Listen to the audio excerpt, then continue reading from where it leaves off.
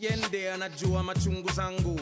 Kuna kadem kutoka kanisa langu. Baba nampenda kabisa na moyo wangu. Lakini sasa sijui nifanye nini. Sitaki kurudi nyuma juu Yesu nimemamini. Najua si dhambi kumongelesha lakini nataka tu ujue nampenda awe na mimi. Squeezy majamaa, wanga na matamaa. Kukuwa na madem wengi nimeshangaa.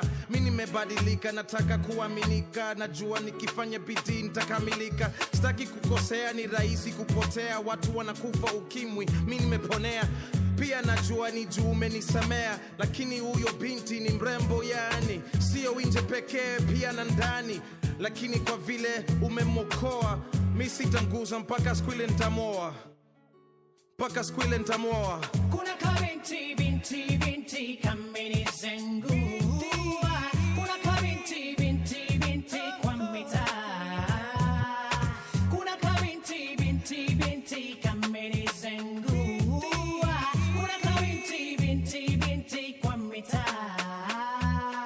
Kabla ya kumoa lakini lazima kazi. Dema ezi olewa hivi tukijambazi. Kazi ya mchumba huanza kwenye nyumba. Lakini utampeleka wapi kama nyumba hauna?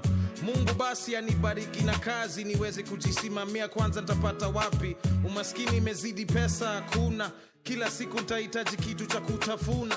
Mungu wewe unajua napohitaji. Mungu wewe unajua na kuhitaji. Mungu mimi najua mashida zangu ni kubwa. Lakini wewe ni mkubwa kushinda shida. Najua nikiamini nitapata kila kitu ambayo nilikuwa nataka. Kwa hivyo kwanza mimi nitavumilia. Kama daima nanipenda atavumilia pia.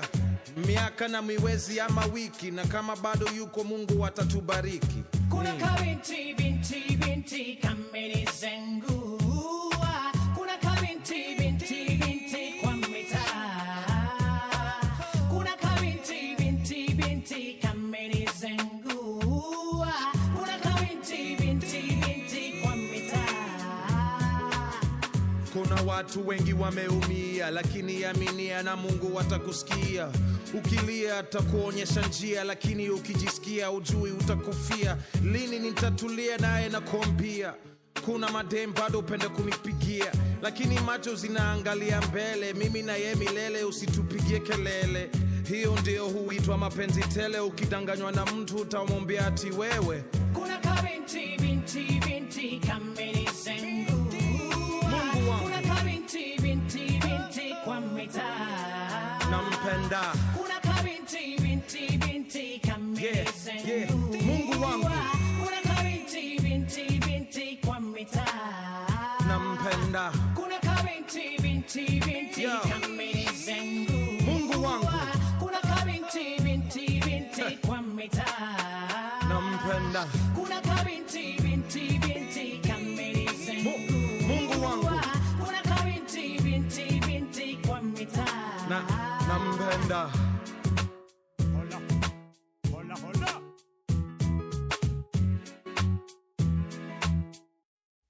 Power Radio. Tune in and power up.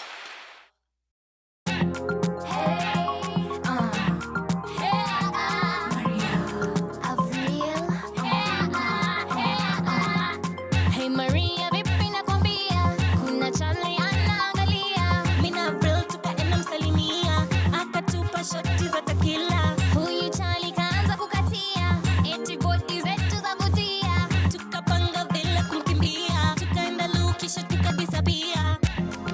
Mina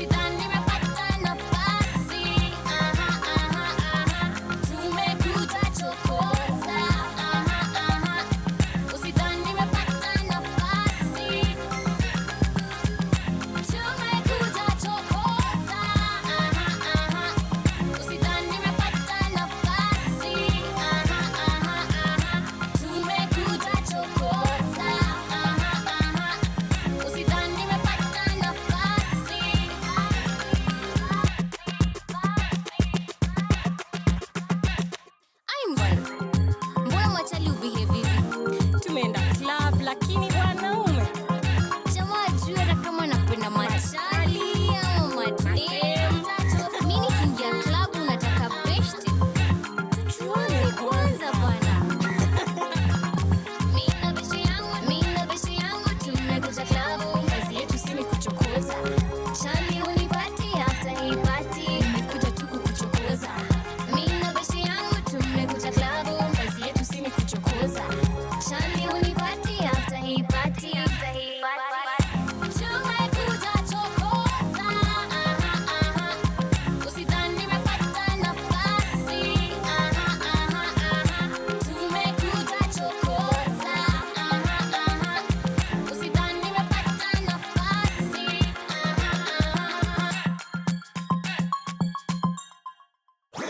Your kind of music, all day, all night, right here on your only station, Power Radio. Jua lanyesha, mvua yawaka, siku za pita, kuna matata. Jua lanyesha, mvua yawaka, siku za pita, kuna matata. Nani kasema siku yanza pambazuka? Nani kasema anangazi atashuka? Kionekana najua ye atanyongwa. Mwana wa nyoka kapinduka kawapaka. Jua lanyesha, mvua yawaka, siku za pita, kuna matata.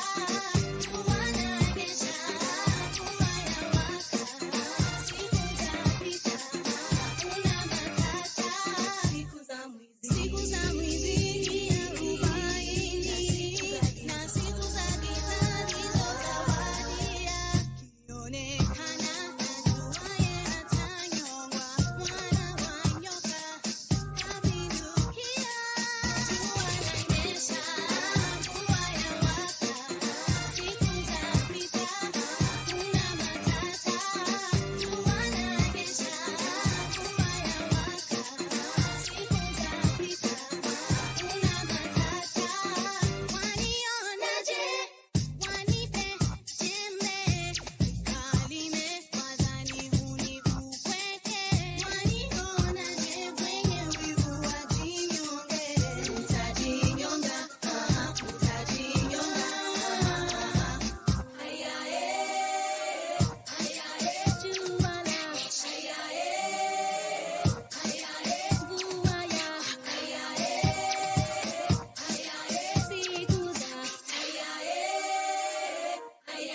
hakuna ba, jua la, mvua ya, siku za, jua lanyesha, mvua yawaka, siku za pita, kuna matata.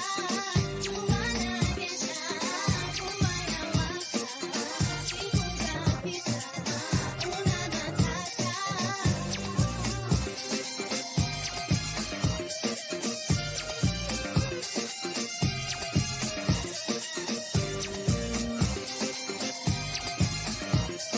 lanyesha,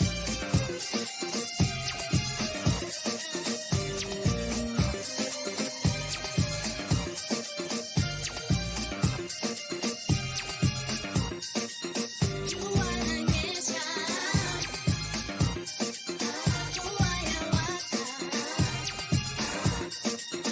jua lanyesha, mvua yawaka.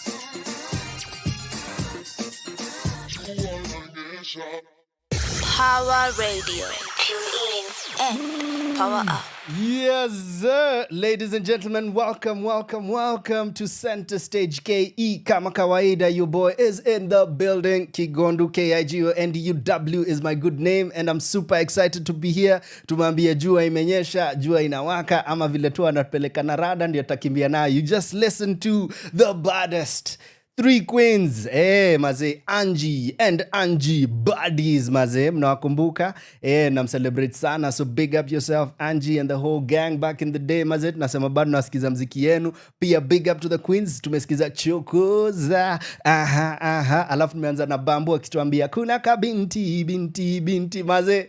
It's a good time out here, maze. The show is Center Stage. I hope you've told your folks that we are on like every other Thursday. Kigondu is in the building. Hashtag Kigondu is on. Hashtag Center Stage KE. Leo is going to be a big day. We have queens in the building. We have a gentleman who's a king in the building. Na mnaenda kujibamba, itakuwa siku ingine fiti sana. How are you doing, maze? Tukianza show, nataka tuanze tu kwa kukaribisha kwa shangwe na vigelegele. Maze, that is for you and all that are yours and all those people that you know every other time when Zambia. Guess what?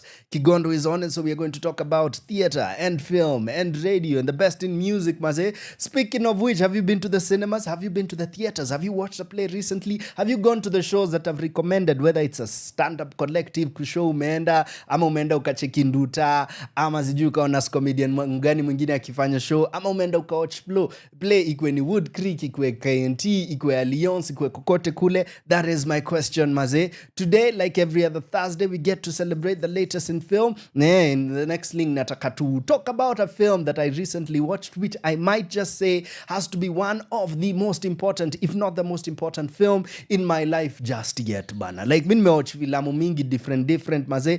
Over the years, I'm a buff. I go to the theaters at least once a week. So by the time mwezi naisha, wanafaa kwanza kunitafuta wanipatie sijui bonga points, bana. Because I try and go to the cinemas as much. And this particular one that I watched that I'm about to talk about, which is Sinners, maze nilienda nkajibamba ingine excess. I was like, holy shit. This is the most beautiful thing I have seen on a cinema in a very, very long time. But we'll talk about that in the next link. For now, tu ni kuwakaribisha kuwapatia kionjo ya what we'll be having. So we'll have queens in the building wakituambia juu ya Bank Otuch. Juu ya story hata nitatafuta hiyo song. Nakumbuka Pesa Otas, Octopizo na huyo mzito mwingine, maze. Tutacheza hiyo ngoma for you at some point. But we'll also have Checkmate Mido, who's in the building, maze. Na atakuwa anatuambia about his latest project. This is one brother I've always loved to collaborate with as an artist, for him as a musician, but also an actor, but also the provider of soundtracks to some of my films, maze. So namu appreciate sana. And guess what? Just yesterday, he released his latest album. I know he has a couple of EPs, maze, na hii sasa ndio latest. It's 1 day old. Umeisikiza pale Spotify, go look for Checkmate Mido. Pale YouTube, look for Checkmate Mido and listen, because we'll be talking about it and he'll be telling us about the process. And last but not least, to close the day, we'll be talking about PICHA, which is Picha,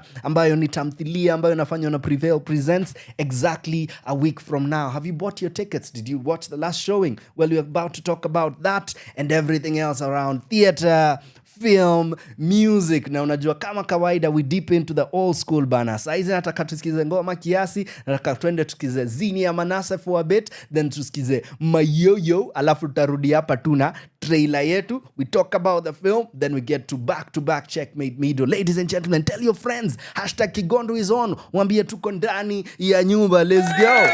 Hey. Power Twende Radio. kazi, maze. And power up.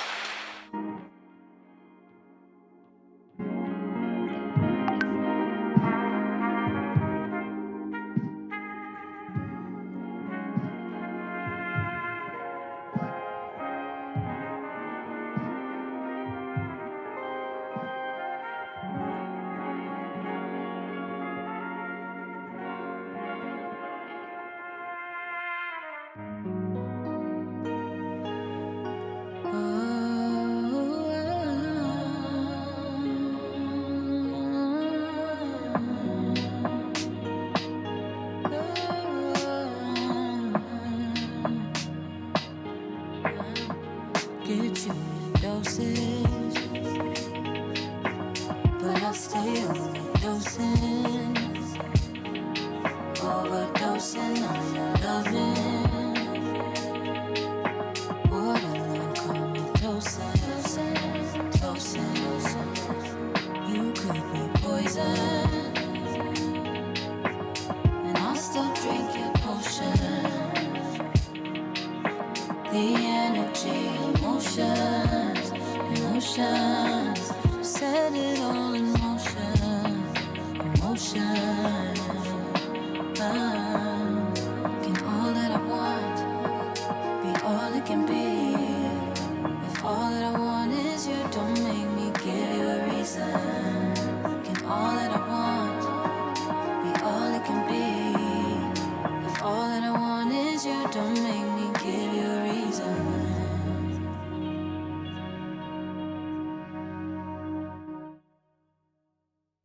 Power Radio. Tune in. Power up.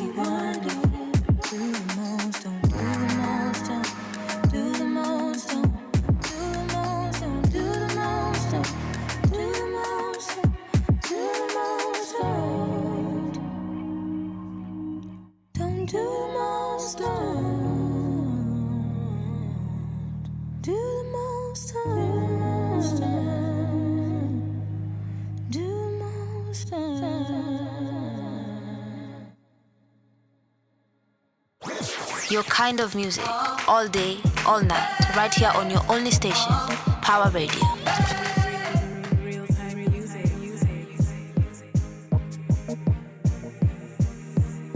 South C, South B, 111, 23, West D, can't get me, nah, don't need, nah, money, baby. Ain't no city like my city, oh no, no, no.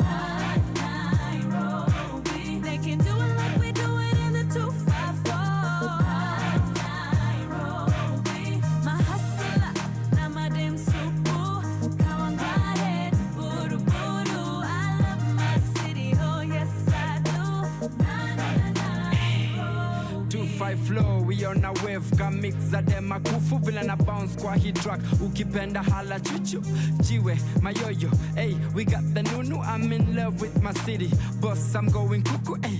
Hini ya madem wale ukulenga mtaani. Mkikutana Nairobi, wana wave kwa mbali. Luku ni ya wathi, utadhani Tamford. Saya kinenge, shika mavanga Sanford. Hey, niko idha mapararira kanganya.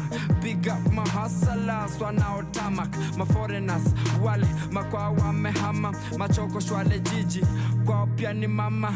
I'm keeping it real, keeping it local. I'm so raw, original flow though. And Nairobi, ay. It's magic when I'm on the mic, mzee, ay. Woo. Ain't no city like my city, oh no, no, no. Nairobi, they can do it like we do it in the 254.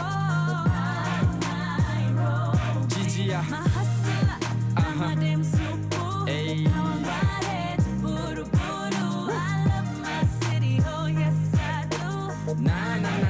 Nairobi. Mabare, kileleshwa, Embakase, Langata,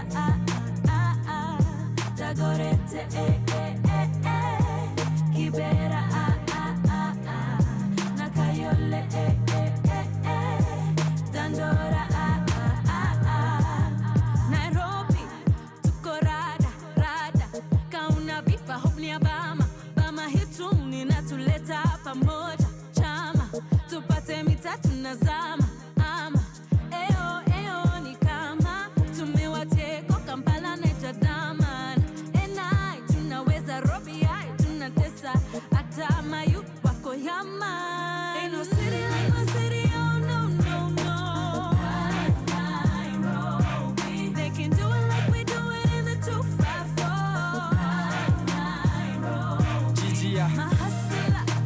madem supu. Hey. Now I'm riding to Buru Buru. I love my city, oh yes I do. Na na na Nairobi. Gigi, My hustler, madem supu. Hey. Now I'm riding to Buru Buru. I love my city, oh yes I do. na na na Nairobi, Nairobi. Tumelock it kibobo, kadunga mosquito, sio shocky things bobo.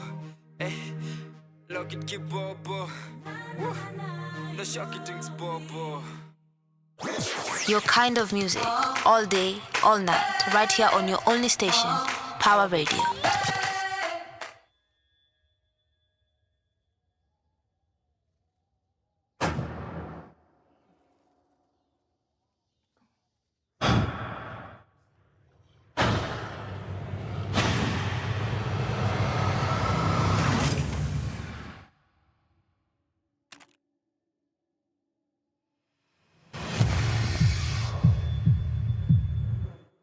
I've been all over this world. I seen men die in ways I ain't even know was possible. Love you, brother. Be careful. I will.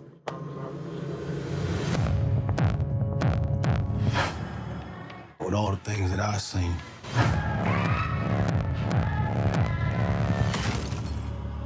I ain't ever seen no demons,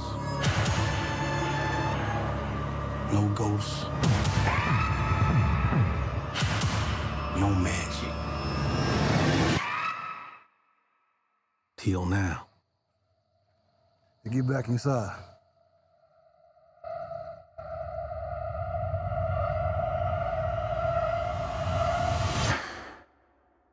Let me in, man.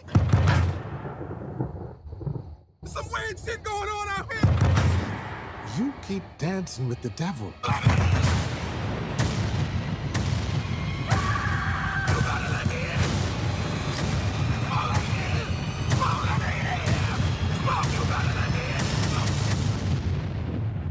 One day he's gonna follow you home.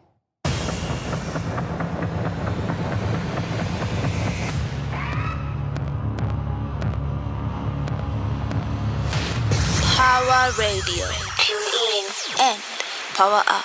Probably the most important film made within the last 10, 20 years, Maze. What a beautiful film. In the trailer, they just said, if you keep dancing with the devil, one day he just might follow you home. Well, that's a huge hint about what this particular film is on about. Michael B. Jordan has double duty in Ryan Coogler's pulsating, vein-busting Sinners. Maze, let's talk about this film, bana. Mi nakumbuka kuna movie niliwatch. It's probably in my top 10. Inaitwa Mr. Peep. Mr. Peep ilini move immensely. Then I remember a memory from a couple of years ago. Movie of Jordan Peele, Get Out, starring Daniel Kaluuya. That's another film I watched and it moved me immensely. I could also think of Christopher Nolan's movies. Every so often I'll see something by him and think, this is really, really brilliant, particularly Interstellar for me, Maze. So as soon as I was done with this film, the first thing I thought was, when was the last time I felt this way? Mi nakusho nilistruggle kulala. Nilienda kuwatch hiyo movie for 30. This is like 2 days ago. Nilienda Tuesday kwa sababu Monday ilikuwa holiday, na as much as Monday ndio kwa siku yangu, prices ziko juu. So naenda Tuesday afternoon, nikaingia pale Garden City kama kawaida. I'm not doing popcorn saizi kwa sababu cholesterol kidogo tricky. So mi nikaingia pale. Nikaingia, got some water and just chilled, waiting for the ride of a lifetime. I had a good thing or two about this film, but anytime these two gentlemen come together, miukwa, it's certainly magic. Nikitry kufikiria movies za mse Ryan Coogler, nafikiria the first one he did with Michael B. Jordan. Actually, a lot of people saw Michael B. Jordan as an adult in that one. Ilikuwa inaitwaje? Fruitvale Station. After hiyo tukacheki Creed 1, tukacheki Creed 2, tukacheki Wakanda, na tukacheki Black Panther, maze. And these films definitely have been dope. For me so far, I guess the quote-unquote weakest, yet it is a brilliant film by this guy, has to be Wakanda forever. Hiyo ndio nilicheki, na I think hata nilicheki once or twice, na nilikuwa yeah, it's all right, it's okay, I guess. The world of course ate it up. Definitely Lupita Nyong'o akiwa pale, but of course you have to agree this man is brilliant. But his brilliance for me slapped me in my face after nimaliza hii movie bana. Nilicheki this particular one na nilikuwa hapana. I am envious of what he's put together as a film. Like from the first frame, nakumbuka akitupatia hiyo story too. These are some aspects that have been used in movies like one of my other favorites has to be this film about this phenomenal woman. I could you to mind, but it's more than just imagery that is moving. This could be in mosaics, this could be in different crafts. Na nakumbuka vile tu alitufungulia niko, okay, we are going there. He's telling things about griots and the gifts that artists have and how they carry legacy through generations. Then he looks at the Black American story but connects it with the motherland, maze.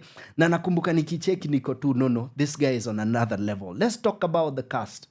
Hiyo cast hata kabla niende kwa story, ilikuwa ingine muenda maze. Tell me, how do you bring together Hailey Stanfield, who's a beautiful, beautiful woman who you'd think is fully Caucasian. I don't think she's fully Caucasian, but maybe she is. But yeah, look at her. Beautiful, talented woman. Then tukona Lee Jun Lee. She's, what is that? She's Asian, definitely. Omar Benson, I haven't seen him in a while. Actually, maybe the last time nilimcheki ilikuwa ni Ballers. Alikuwa kwa cast ya Ballers.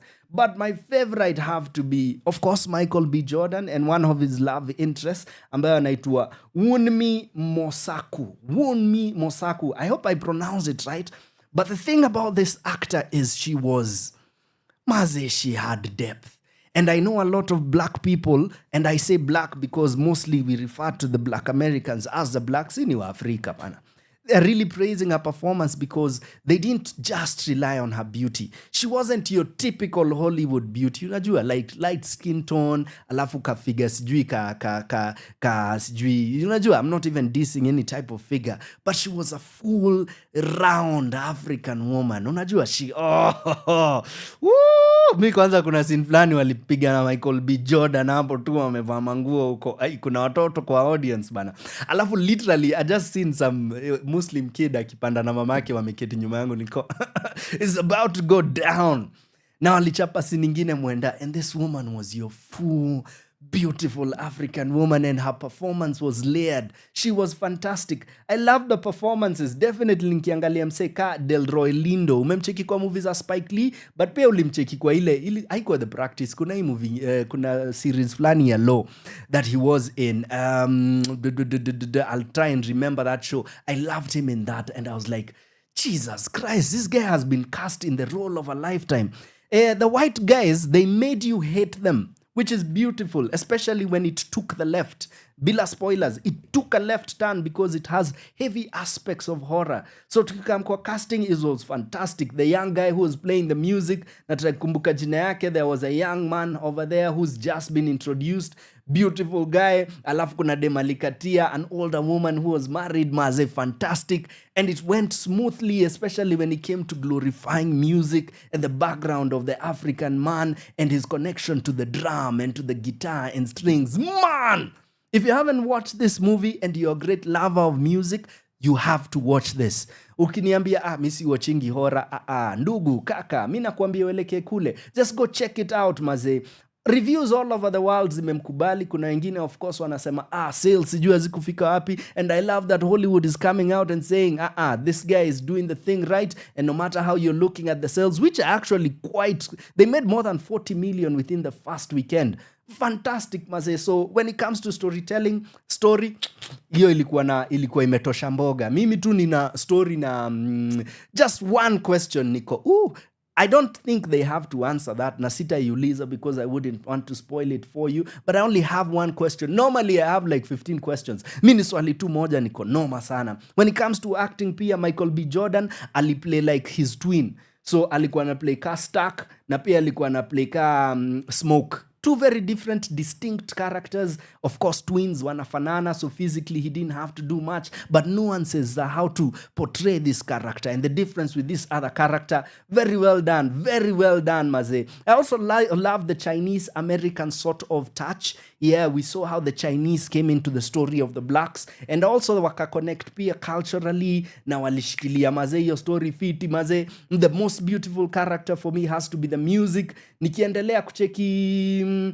the choices around the cinematography, fantastic. The lighting has to be the best lighting I've seen this year. Yet, not too long ago, nilikuwa nasifu lighting ya Black Bag.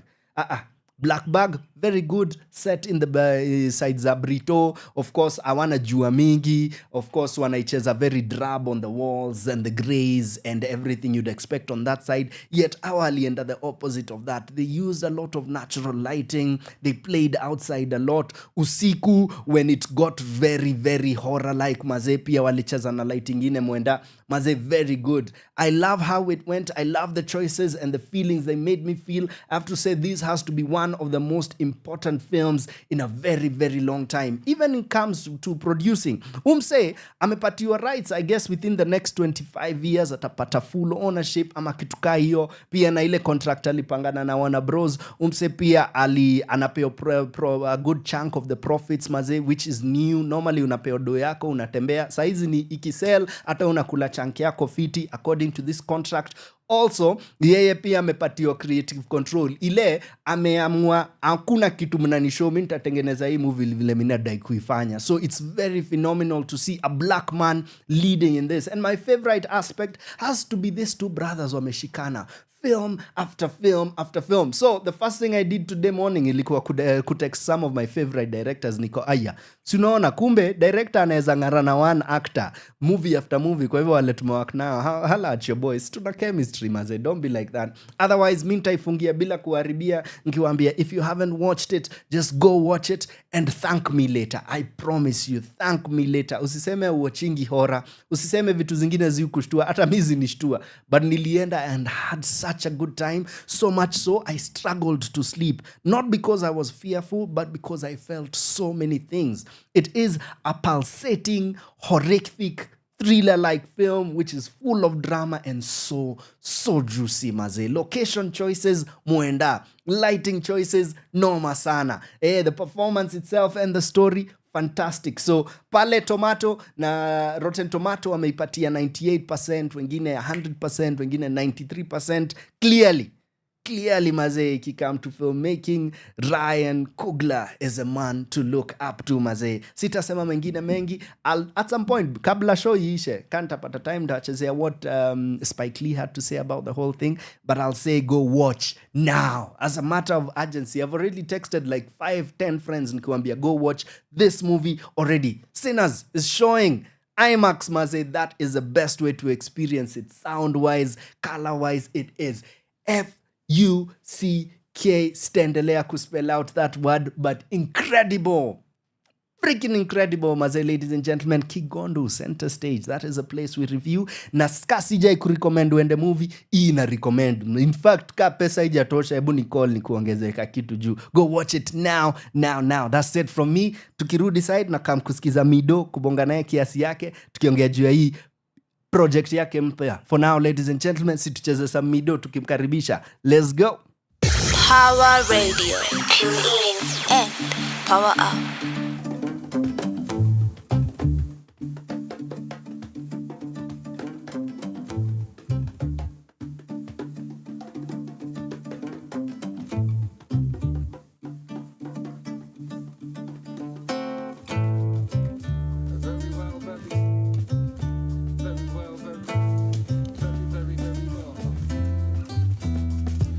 Lisa, how are you doing? Was Emma very well? Do they pay you nowadays to kick it? Very well, the bar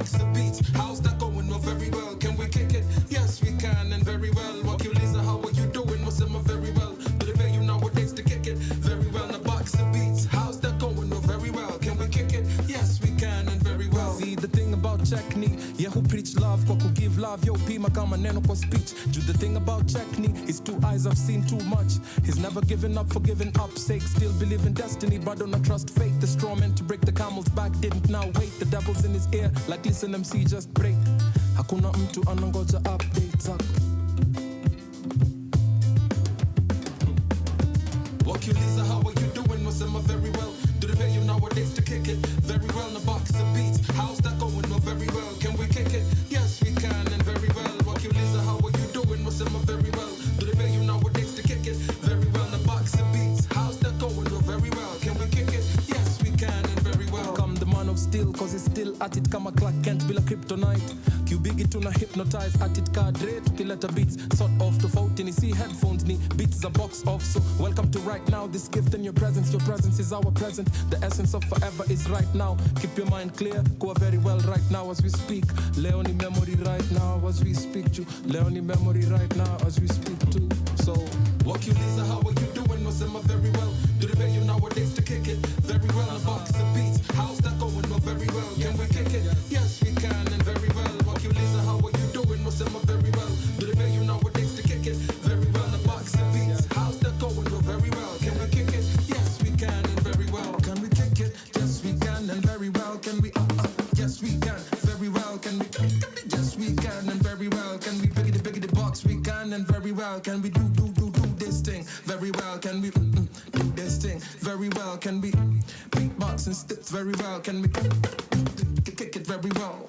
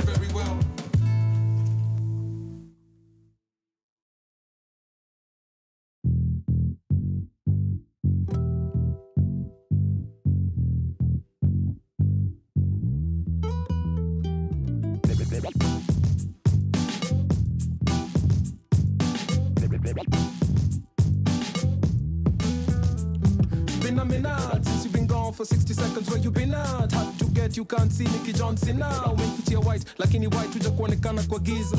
Nimekufeel for a minute. Chocolate black, skin queen was your king at. Tukizungumza na body language, hakuna mismatch. Seti jo alikuwa na wa kwanza inamaanisha weni wake. Where's the ring at? It's been a minute since anybody at ni bebe kama 6-pack. Can I come too strong? Come till we could lift that. From the look in your eye, as a tell, to get strong, kapa pie na spinach. Let's hang for a minute and you know, utakuwa numero 1. Ukinipa numero za kuku for a minute. Naweza kukondoa team mafisi vako za attention seeking like pussy to where you be at. Drums ikianguka heavy lazima kichwa kifollow. Basic groovy fresh itafute tomorrow. Rhymes ikislide vi smooth in a slide na moyo. Kwa hivyo go with the flow, go with the flow, go with the flow.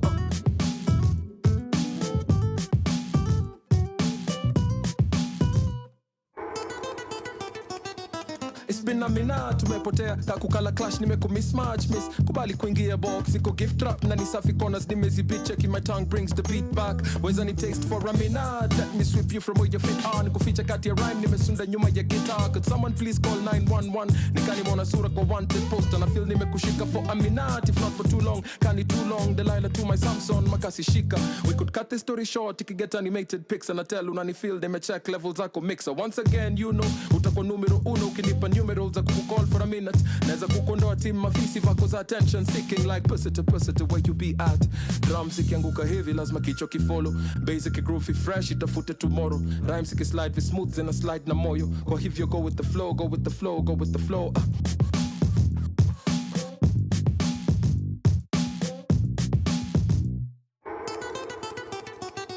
It's been a pretty long time since I spent a short minute with you.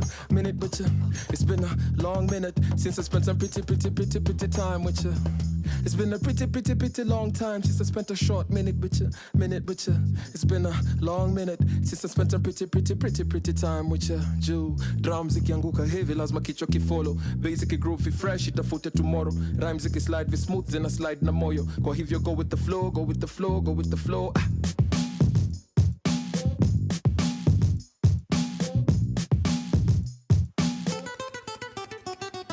It's been a minute.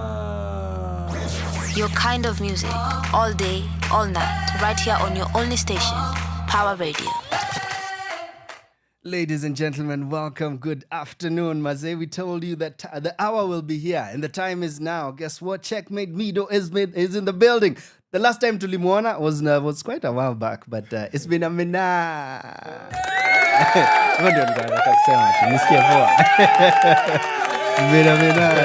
Karibu sana, bro. How you doing? I'm good, man. Blessed to be here. Asante sana. Yeah, thanks for having me again. Anytime, man. We're definitely honored. Maze, always a pleasure to have you with us. Maze, yes, congratulations. Ua is out, bana. Ua is out.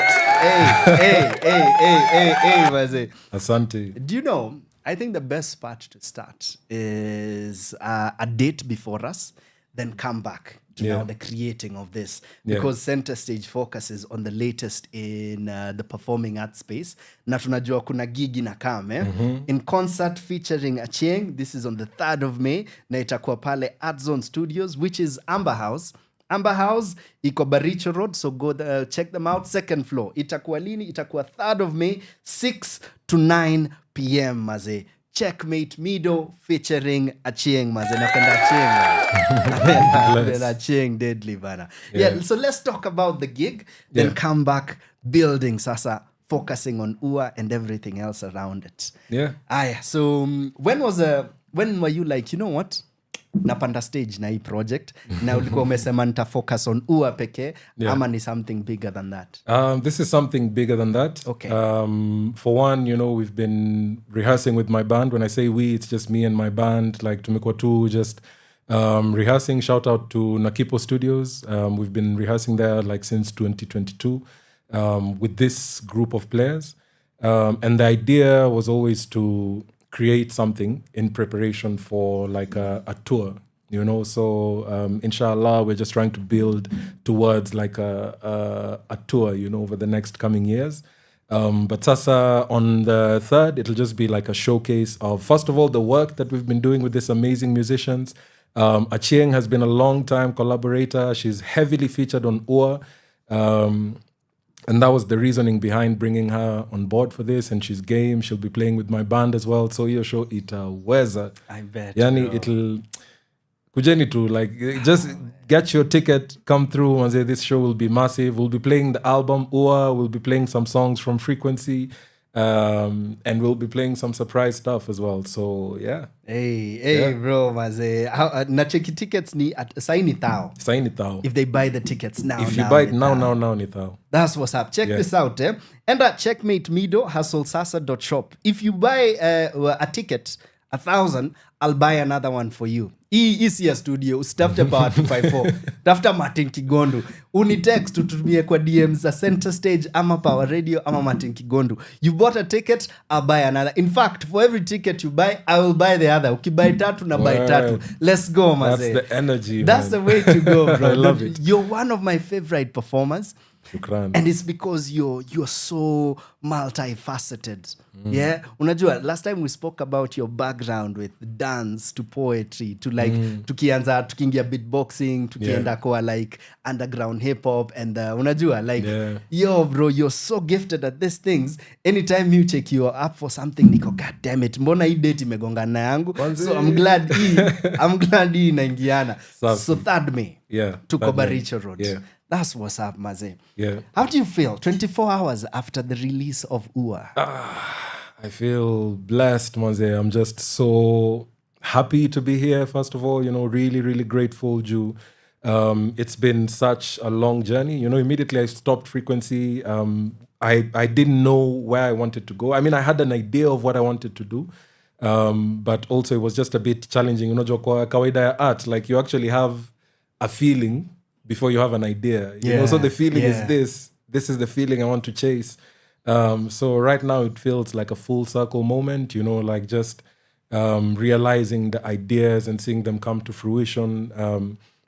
Some songs came about your time, your COVID. Some songs came about after COVID. Some songs came about immediately after I'd finished the whole album. I was like, there's this other song. Yeah. You know, and right now I'm feeling very positive. Like there's so much creative energy within me at the moment, you know, like just I'm just ready to do things. Mazi. Hata naweza toa ua 2.0. Please. I can just drop another ua like, you know, really next deluxe time. or something. Yeah. Go for it, man. You Yeah. know, speaking of that feeling, first of all, shout out Maureen Nkunga Elani Maze, beautiful woman, gorgeous spirit. And the last time I spoke to her, she was about hata anachonga mziki na alikuwa, do you know the thing about an album is at times you'd be done but kuna kakitu bado. Yeah. Like it could be a song, it could be just tweaking a line, but uko tu kuna kakitu bana. Yeah. And I like that you've spoken about that kakitu. In this case ilikuwa that feeling, that feeling after Frequency. And then you spoke about realizing. So Nico, did you realize that feeling? Did you feel like you completely said everything you wanted to say? Kwa ua ama whatever zimebaki is at the next project?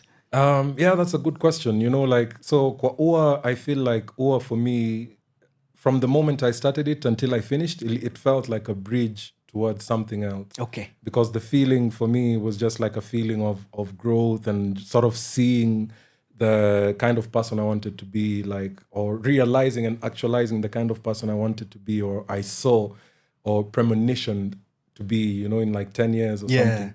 So ua for me feels like a bridge to something else. Like that's why I think Bado, there's still like a lot of creative vibes going on. I'm like, Manze, I'm already writing music. I'm hoping to be back in studio end of May, you know, and just start crafting. Not an album, but just start working on something. Yeah. Because I feel like Kazi haijaisha, there's still so much that needs to be said. I love that, man. And done. I love that, Maze. Yeah. Do you know, I get this from my friends a lot. I'm the follow-through guy.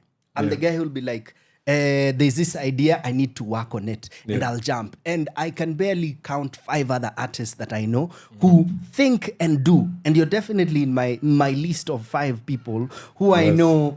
Ukianza kufeel kitu, ushaanza movement, Maze. I really appreciate that about you, Maze. Yeah, so please, keep going. Rudi studio man. hata kesho ikibidi. Hata sahi tu hapa. Sindio? Angusha beat. Aya. We've mentioned Frequency, and we've mentioned ua. What would you say is the biggest difference of the person that you are, of the artist that you are, writing and completing Frequency and writing and completing ua? Because this could be 2 different versions of you. I don't know. But is there a difference? Man. I think, so for me, I feel the difference. You know, I'd also be curious to ask this to like the people who've listened, you know, and just be like, can you hear the difference? And not just sonically, you know, but can you hear the difference in the thought process?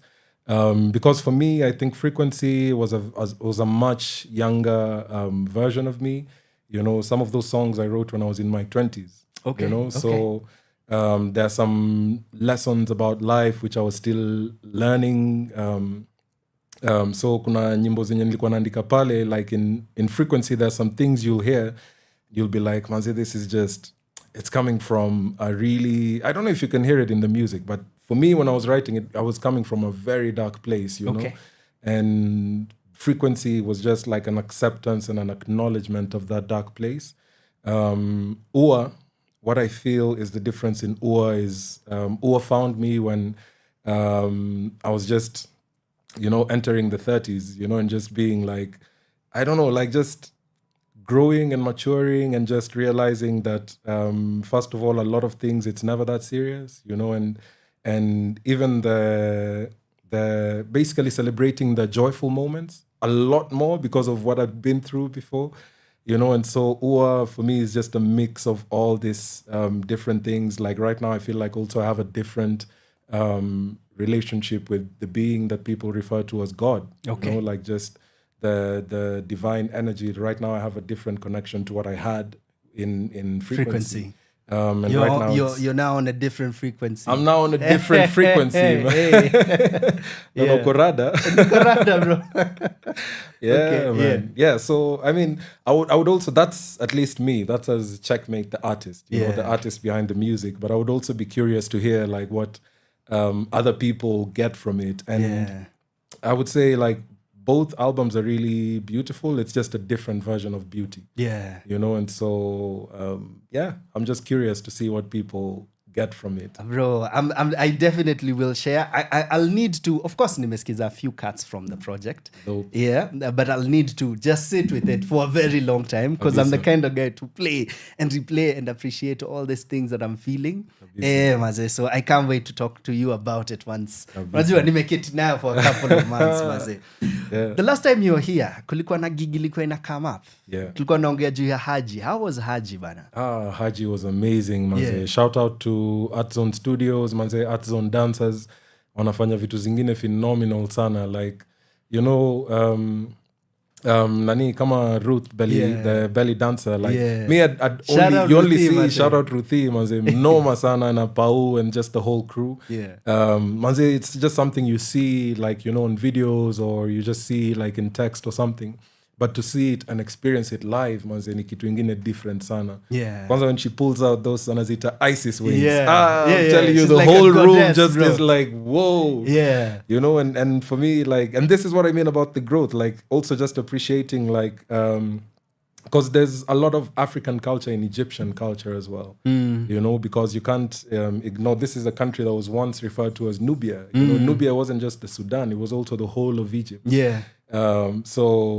Just, you know, appreciating that culture and connecting to kina ISIS in a different way. You know, the name is different, but these are our goddesses. You know? Ancestral lineage inatoka huko. Manzo ilikuwa special. Manzo tumeenda deep bana. But ilikuwa noma, I mean, and that's the energy I'm on, like just really deep, joyful stuff. Man. That's what's up. And I like that, especially the connection. And I want to connect it to dance and your intended music videos, maze. Because najua, ni gani ilikuwa na Akinyi? Kulikuwa na mbili, Kimbia ilikuwa na that aspect. Bro, and you should watch Sinners. Watch Sinners. Ya Ryan Coogler. Nime review tu saizi kabla ingie. And the aspects in that particular video of yours that I'm sure utaona in the film. Sisemi Ryan Coogler aliiba. Do I need to talk to my lawyers? You should, unajua. Making millions box office. But, man, like kuna a particular scene that happens within the first 30 minutes of the film. Niko, man, for anyone who loves music, this thing, particularly anyone like na roots za Africa, this scene will make you cry, bana. Mimi ilikuwa inanifanya tu nitose niko, this is brilliant, bro. And saitu nimefikiria that particular video ya Kimbia, na niko snap. You know what? I'm sure you'll see choices, imagery choices, utakuwa yo, man, like kwani tunacheza same frequency. True story, maze. So check it out. But anyway, the reason nimeuliza juu ya that particular one is nilikuwa tumeanza kuongea na Ruthie na Adzone tuone ama kuna video moja watafanya kwa nini kwa ua. You know? That would be dope. You know, I hadn't thought about it, but please. I think it's a possibility. Please, bro. It's a possibility, man. Yeah. Please. That would be dope, yeah. As a matter of urgency, bana. Weka video moja kando tu ya Martin Kigondu. Na moja ya Adzone. Tafadhali waze. Okay. Mimi nilikuwa najiambia chats zimeanza. Coming up, man. Zianze. Coming up. It's upcoming. Please, maze. Yeah. Ladies and gentlemen, maze, we convoy inaendelea. So in the next bit, first of all, nataka kuchezea at least 2 cuts. Hizi ziko kwa public domain, kwa sababu nataka uende utafute ua on Spotify. Just 2 letters, U and A. When we come back, we'll be talking about the title and so much more around not only the event that is coming up, but also this particular album, around process and also around production. Ladies and gentlemen, this is Pete by Checkmate Mido from his latest project. Maze, umse ni mbaya. Let's go. Power Radio. Tune in and power up. Yeah.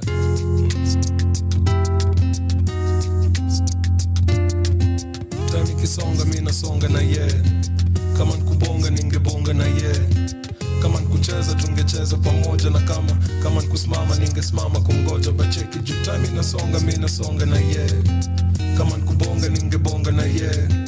Kama nikucheza tungecheza pamoja, na kama nikusimama ningesimama kumgoja. Bacheki jutami nasonga, mimi nasonga na yeye. She moves her hand, I move mine, tuone kitu tambake. We don't break up, si ulipuka tukiachana si game. Do you remember like I remember, tulipatana the same. Say the hour, I'll hold down every minute I'm in. I'll hold down every minute of any hour you say. Ni kama unakimbia ujui ni wapi unaenda, wasema kwa kukimbia ujaipoteze your way. Kama time ni sasa niko fiti kustay. If nothing lasts forever, can we enjoy today?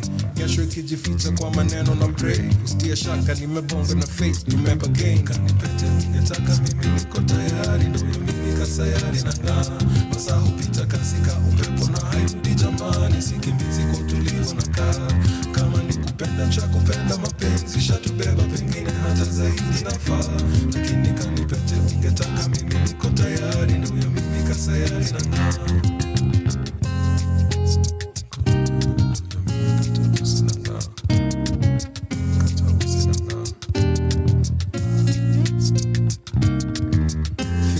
Sana usifikirie sana, to paint memories the last vile unataka. Hakuna interview kazi ushaipata, love triangle me when I see. Hujai watch watu kuingia katika dishi lishaivanga. Mbona naongeza chumvi ndo swali tunaulizana. Kaizi ukuta zingeongea zingesema si utulizana. Mapenzi ndo kifo cha wajibu basi tulirudi shanga. Taji na jina mfalme alipata maji na kina. Malkia huyu ndio bahari aliringa. Wenye wivu wasijinyonge watakosa kuwatch tu. Kizeeka pamoja bado fresh ka old school. You take my mind to new thoughts, new places, thinking of new bonds. Na fall back kidogo if that's too strong. Juu game hawezi cheza quick. Kwa ufupi kitu nataka kusema, kanipete ungetaka mimi niko tayari, ndio mimi kasayari na ng'aa. Masaa hupita kasi ka upepo na hairudi jamani, sikimbizi kwa utulivu na kaa. Kama nikupenda cha kupenda mapenzi shatubeba, pengine hata zaidi nafaa. Lakini kanipete ungetaka mimi niko tayari, ndio mimi kasayari na ng'aa.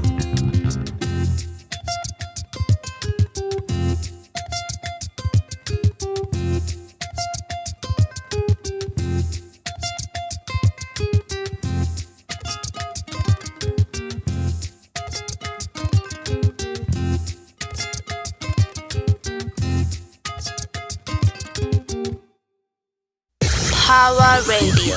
Tune in and power up.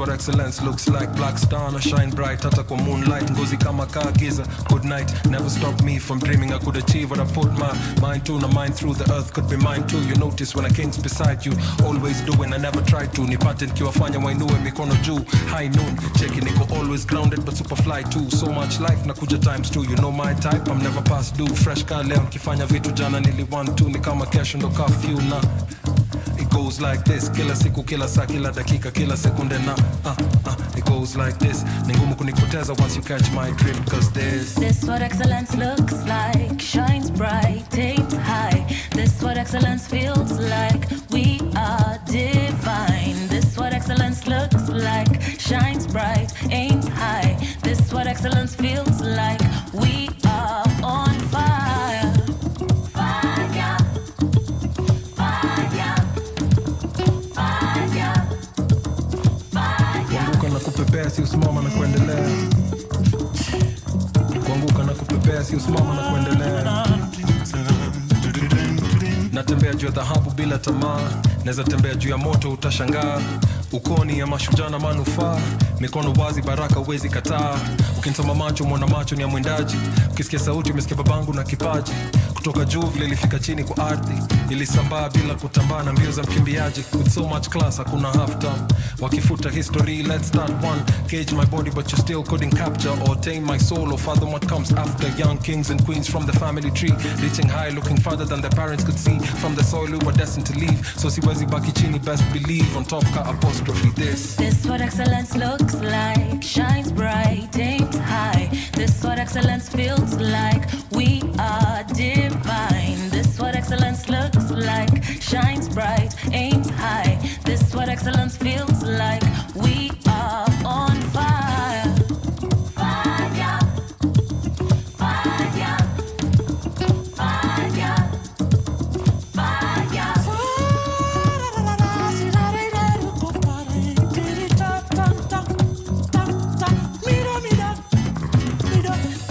excellence looks like. Shines bright, aims high. This what excellence feels like.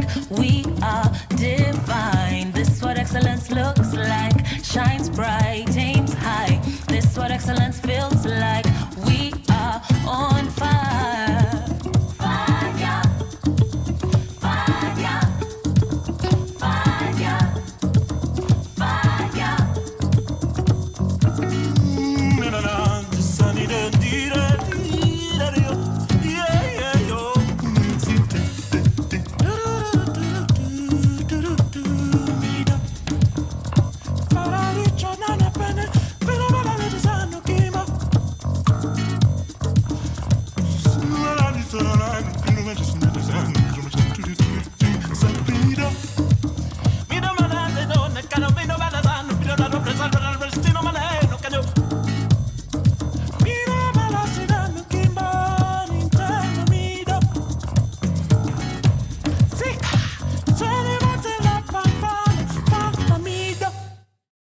Power Radio. Tune in and Ladies power and up. gentlemen, we're back with the main man, the man of the hour. Check out UA, that is UA on all platforms maze, enda Spotify maze. Watu wa Spotify nyinyi ndio mnafaa kuwa mkitupanga saa hizi pale IG kidogo kidogo ukianza kuweka mapost zako na unataka mziki, enda utafute UA, uangalie playlist yote alafu unaenda pale online uko Checkmate ame-release huku maze, cause we gotta plug when we see excellence and we see how it looks like. Ladies and gentlemen, we have Checkmate Mido in the building. Maze, makofi lazima apigiwe bana. Umse ni mbaya bana. Zote, nataka zote by the way. Tafadhali bana. Big up DJ CJ. DJ CJ, I hope ume-update playlist yako maze, kwa sababu you got to have Checkmate Mido. Enda umcheki tu saizi if you're unfamiliar, but when you're OG kwa game, so I'm sure you know of the guy. So check him out bana. Let's talk about the videos. Particularly excellence, najua kuna grand vision hapo. Then tunaweza angalia hata kadhaa zile ulifanya for frequency. Yeah. And like I said, I love that you go all out. Like even when you think of videos, you're not doing your kawaida ordinary one. So what song was it that you were like, you know what, this video has to be different than iyo bagi kakuuma, and now going forward, because I don't think your videos are kawaida videos. So at what point did you think that bug beat you na ulikuwa lazima niende different? Na hata kani kusema mini tribal, I don't know, Tribe Called Quest ndio alinibamba na but at what point did you know that your music videos have to be an artwork by itself? I mean, there's a couple of amazing videos out there, you know, lakini sitaki kuzitaja. Yeah. I think for me, especially ilianza na the song Kimbia, because Kimbia for me was a song which kuna vile iliniingia different, you know, like Kimbia caught me in a different way. Yeah. So I just felt like manze, Kimbia needs a special video. Yeah. Kimbia needs like a video which captures the exact essence of, you know, like what the song is talking about. And it's also the first video which I wrote, like niliandika from start to finish, and That's I was like, up. okay. And then Monica kanisaidia kumaliza pia. Yeah. Yeah. Who's Monica? Oh, Monica is the lady who directed the video, the one Monica who shot Mugo? it. Monica Mugo. Yeah. Directed, shot it. Na she really came through, because unajua pia, like sometimes when you're writing the script, you have all these grand ideas, alafu ikifika kwa execution you realize, wow, ni saa nane, it's like 2 p.m. we haven't done this, you know. Ilifika, it was like 12, and then 2 p.m. me in my mind 2 p.m. needed to find us in Magadi. Yeah. 2 p.m. ikatupata sijui Kiserian on the way, and I was like, let's shorten this, let's stop here and film here. Monica was like, no, check, vision yako, we are seeing it through to the end. You wanted to shoot this scene at the lake, we're going up to the lake. You know? And I'm really grateful for that. You know, shout out Monica Mugo. And Ataye, we're the one. She's the one who I want to work with on the video for excellence. I don't want to give out too much. Yeah.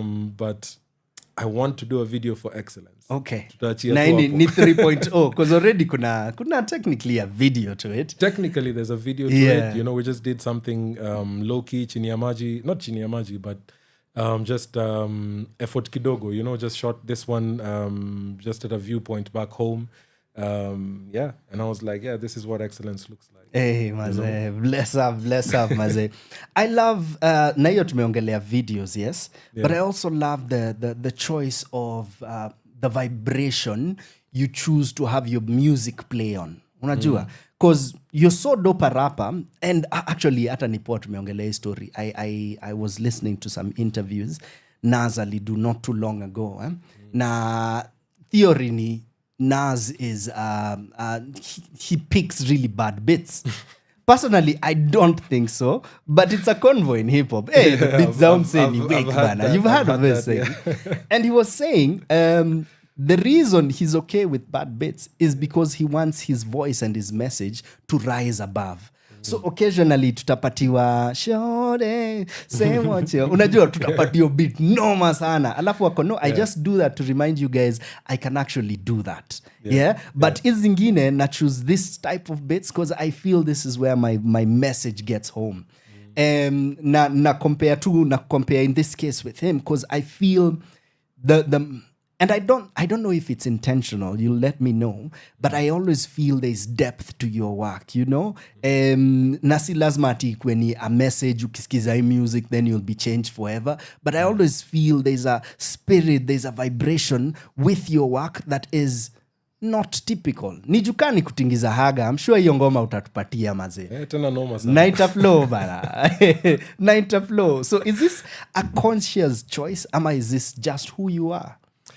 I think it's a mix of both, like just because also for me the songs which I vibe to and I relate to inakuanga tu like just the music itself speaks, and the music is the music in totality, you know, like it's like when you stare at a painting, you know, and when you look at a painting you can't just be like maze your red pale imenibamba, it's just the red that imenibamba, but everything else about the painting you know, but you're red imenibamba.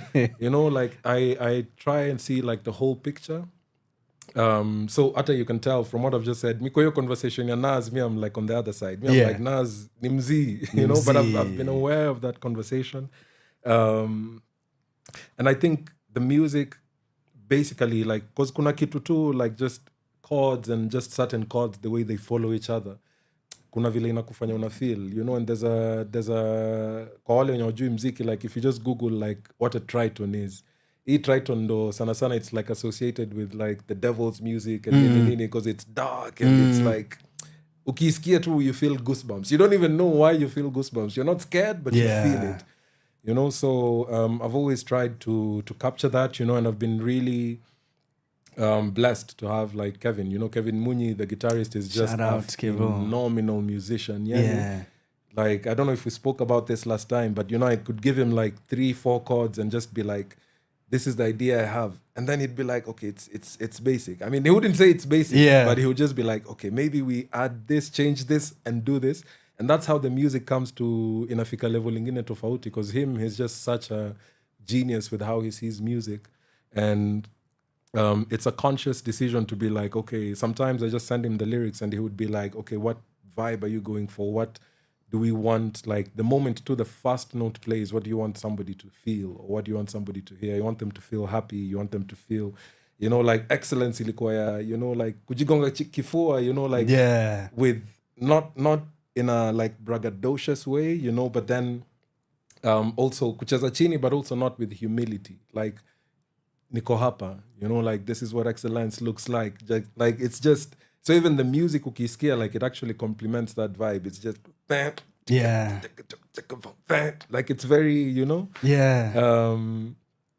so it's, I would say it's a mix of both. Like I think it's something which I am as a person, you know, but then also it's a choice that I'm aware that I'm making. Like I'm actually consciously making this choice to work this way.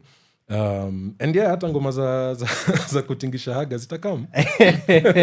Everything at its time. Zitakam. You know, like, because it's all expression, it's all art, manze. Yes, sir. Yeah, but ikikam itakam Q Checkmate. Like it won't come. You're typical. Okay. Yeah. Let's talk about collaborators.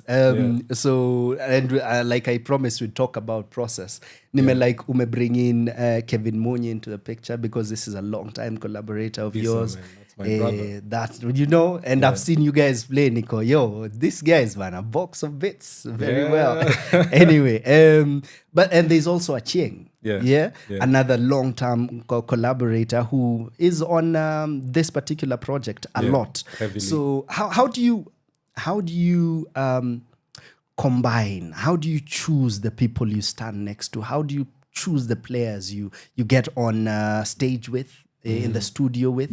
Because for me as an artist, na tumeongelea juu ya Ryan Coogler as well. Amefanya like 5 different films with Michael B. Jordan. So, no, hiyo ni chemistry. Like he went, yes, I'll do another movie with this guy and another movie with this guy and another movie with this guy. Now, no, if it's working magic, let it keep going. So how do you go around the people you choose to work with?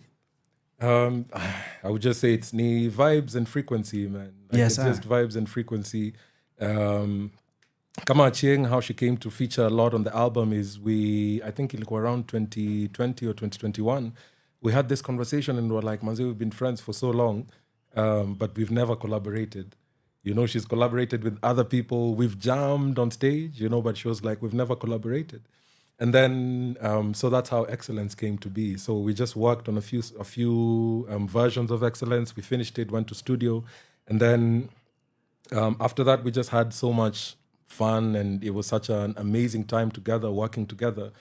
And we were just like, okay, yeah, check. Next time you're going to studio, just give me a call. You know? So next time I was in studio, I gave her a call. And we went and we just recorded like, Kina Sunny Days. We did High as well. And it's very like, the process itself, for me, how I like to go about it, it's very organic.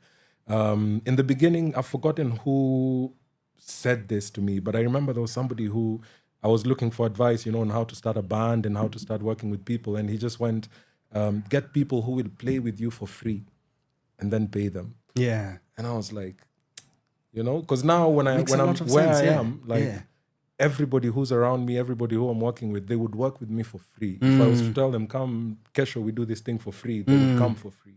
You know, because we connect on a deeper level, and I would do the same for them.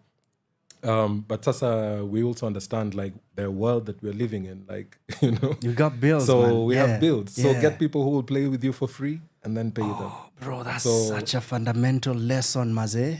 Yeah, thanks for articulating it as such, because honestly, Maze, umeisema niko, even for me, like it works as truthfully. Like, kuna people nimework now again and again, and it's people I know. Hata tusikue na Bob, bado tutadu. But pia, when there's the bag, we eat, man. We eat, especially now. Oh man, that is... kuna mtu alikuwa nimulike for a project we did many years ago. Na they didn't come through for the gig. Then they got up and said, unajua, umse alikuwa nipe hii amount. Kwa kichwa niko, huyo anajua hiyo amount ameniaibisha nayo was all I had. Like, nilimpatia production budget yangu yote. Na akasema, no, this is not for me. And I appreciate that. But little did they know that 10 years later, hiyo bag tungekuwa multiply by 50, by 15, by 20, bana. So, man, hiyo ni lesson profound sana. Bless up for that, bana. Bless, man. Let's talk about the band and how the sound of this particular project is. Nijunajua ukicheza live, tutakuwa, oh, that is really close to how it sounds on radio. Kabisa. Yeah, so is this also a choice? Because pia naeza bonga tu na producer, twende Fruity Loops, tuchape some tracks kidogo, but yours is different. And I know this because najua, in the middle of you creating, kuna time to libonga, so niko privy to at least a bit of preparation around sound. Do you want to talk about that for a bit? What wakuja show? Only way. No, I mean, but what I would say, like, Manze, first of all, the musicians, you know, that I'm blessed to work with, you know, I was just thinking about them like earlier in the week. Like, Manze, I'm so blessed to have like such amazing young musicians. I say young because I'm in my 30s, so I qualify. To we do in the room. To qualify to say people, you know, but these guys in the early 20s, mid 20s, they're bringing such refreshing energy into the band, you know, and the music, me and Kevo, we used to playing it a certain way, but these guys come and they're like, check, imagine if we do this here and do this here. And then, usiimalize hivo, tuimalize hivi. You know, like just a lot of these ideas are coming from them as well. But it's also been a journey. Like, as I said, we started working in 2022, and we just met and started rehearsing, and just when the gigs come, we play them. We've played quite a number of shows. We've been on tour with them. Tukiwa 2023 when we went for the East African tour. And, God willing, we'll do another tour as well. Like, if not this year, next year, from my lips to the universe. Inshallah. But hiyo show itakuwa noma sana. I'm so ningebuy kama ile tu ni show yangu, but I would have even bought a ticket just to you know, I like that. Dave Chappelle alisema the only thing he regrets is not being able to go to a Dave Chappelle show. Unajua kumse ni mbaya. Okay. And finally, and I don't know if it's intentional, you let us know. What's that? Is it juxtaposition? Yeah, I could say juxtaposition in meaning. Or in Swahili could be life-taking. Yeah. But it could also be the opposite, like flowers and giving them too. Yeah. Is there intention in that duality in the title? Yeah, definitely. Definitely. I think originally I felt like I wanted to use both meanings of the word, and that's why it's ua and not maua. Yeah. But I think, so baadaye sasa, especially like after the strange political period we've been in, in the last few years, maybe I could even say a decade, we've been in a very strange political climate where things are evolving, and also the society is also responding in this way because everybody is frustrated in their own way, and so watu wanasambaziana hizi stress in different ways.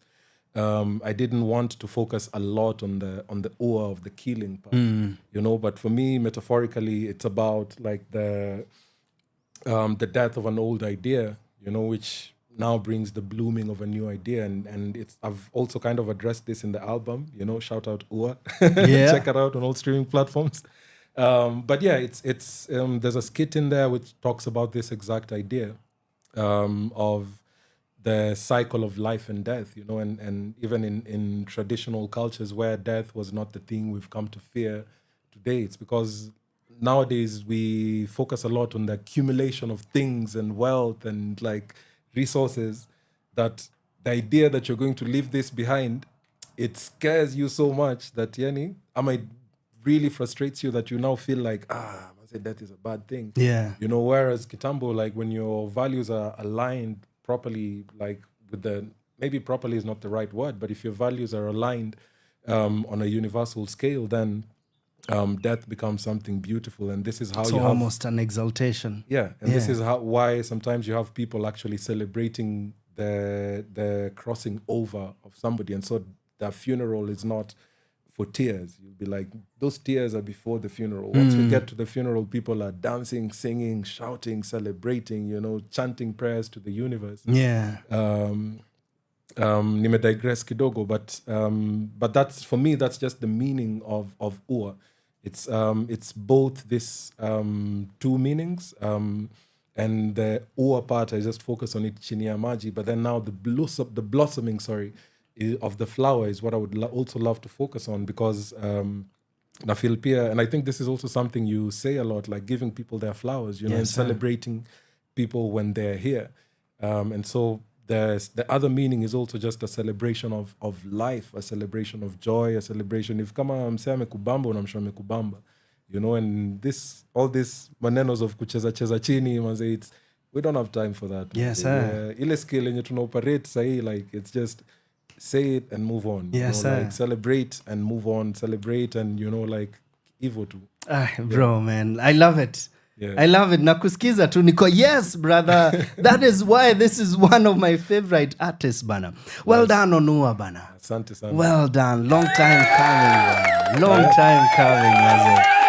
Ladies and gentlemen, are you on Spotify or any other streaming platform? Well, check out Checkmate Mido. Enda usikize ua ikikubamba. Enda usikize box of bits ikikubamba. Enda usikize frequency. And I'm sure zote zitakubamba. Anything you see Checkmate Mido on, be it a play, be it a movie, be it a soundtrack of a Martin Kigondu film. Hello.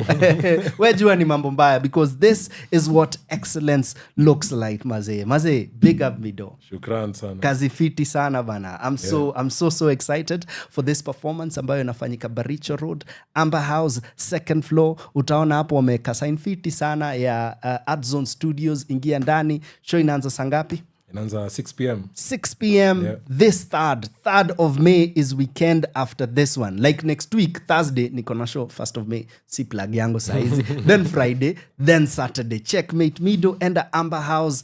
Achieng pia atakuwa pale. It's going to be a good time. I will personally be there. In fact, vile tu nimesema, ukibuy tiko nitumie na mimi naongeza tiko juu maze.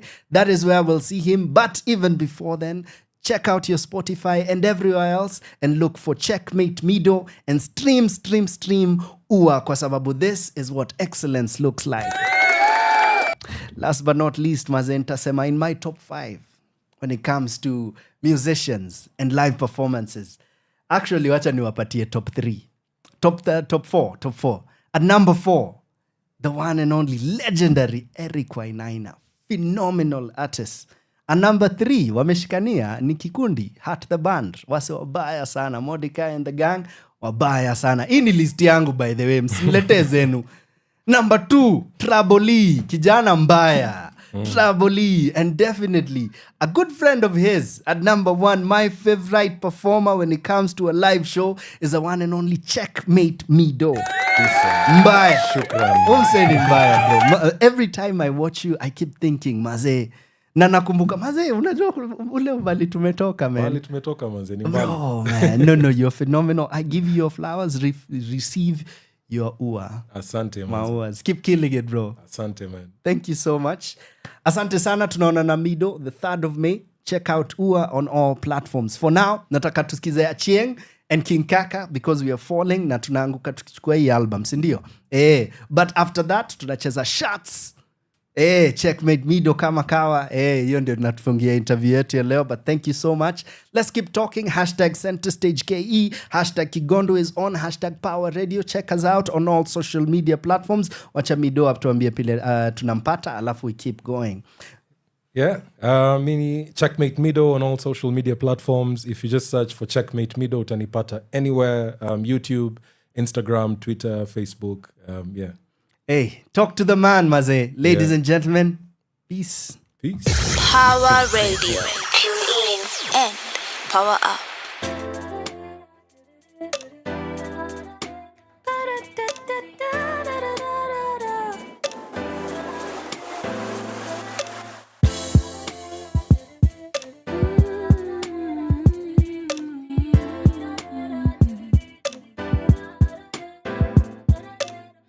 Umekuwa ukija huku sana. I can see you from the corner of my eye. Ukisonga lines zako classic, coated in plastic. Ukizitupa mi nashika, uongo bata aminika. Nimekuwa nikifly so high. Ukiongea mi nashuka, siwezi deny. Nimekuwa nikifly so high. Ukiongea mi nashuka, siwezi deny. Yeah, I'm falling. You know you got me falling. Yeah, you got me falling. Boy, you got me falling. For you. Inakaa umezoea kuangusha, mi sijazoea kusikiza. I'll make it clear, mi sidai kutoroka. You've got me right where you want. Juu nimekuwa nikifly so high. Ukiongea mi nashuka, siwezi deny. Nimekuwa nikifly so high. Ukiongea mi nashuka, siwezi deny. Yeah, I'm falling. You know you got me falling. Yeah, you got me falling. King Boy, Kaka. you got me falling. Okay. Ukifall nitacatch you. Na in case ni hate nitapat you. Na trust me sita hurt you. Though you're not tight. Through wealth na pia at you. Ni do the hustling wewe utakatu. Na uzai watoi katu. Koro nisha seti tatu. Mango ukitaka nemkiatu. Na pia tu maganje nitatia tu. Na you love niongeze gia juu. Uongo gani ingine autasikia. Yeah, I'm falling. You know you got me falling. Yeah, you got me falling. Boy, you got me falling. For you.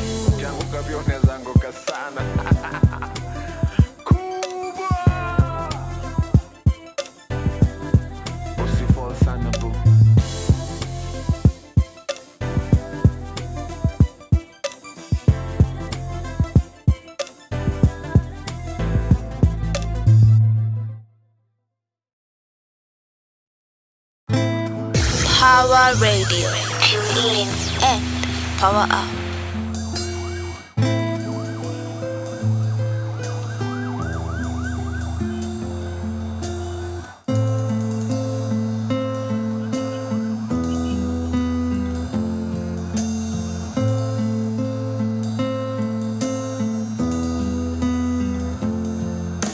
In the name of the Father and this Holy Spirit, forgive my blasphemy and everyone in my company who's in it. Amen. The apologetic apologizer anafungwa chupa kisha narusha maji juu kama geyser. Let it rain like answer shots the rain like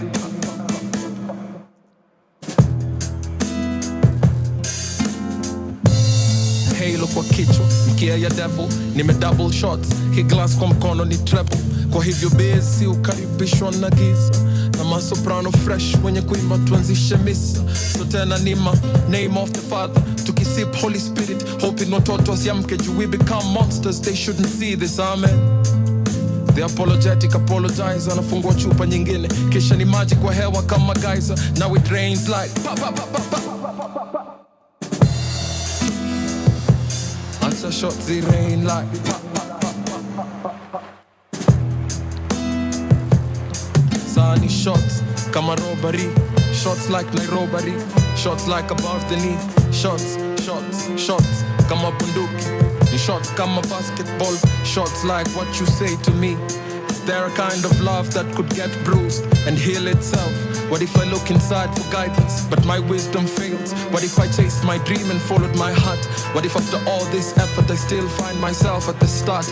I can't, so in the name of the Father, Nasib Holy Spirit, praying to get elevated. The sky is my home and I hope to reach it after chasing love in all the wrong places.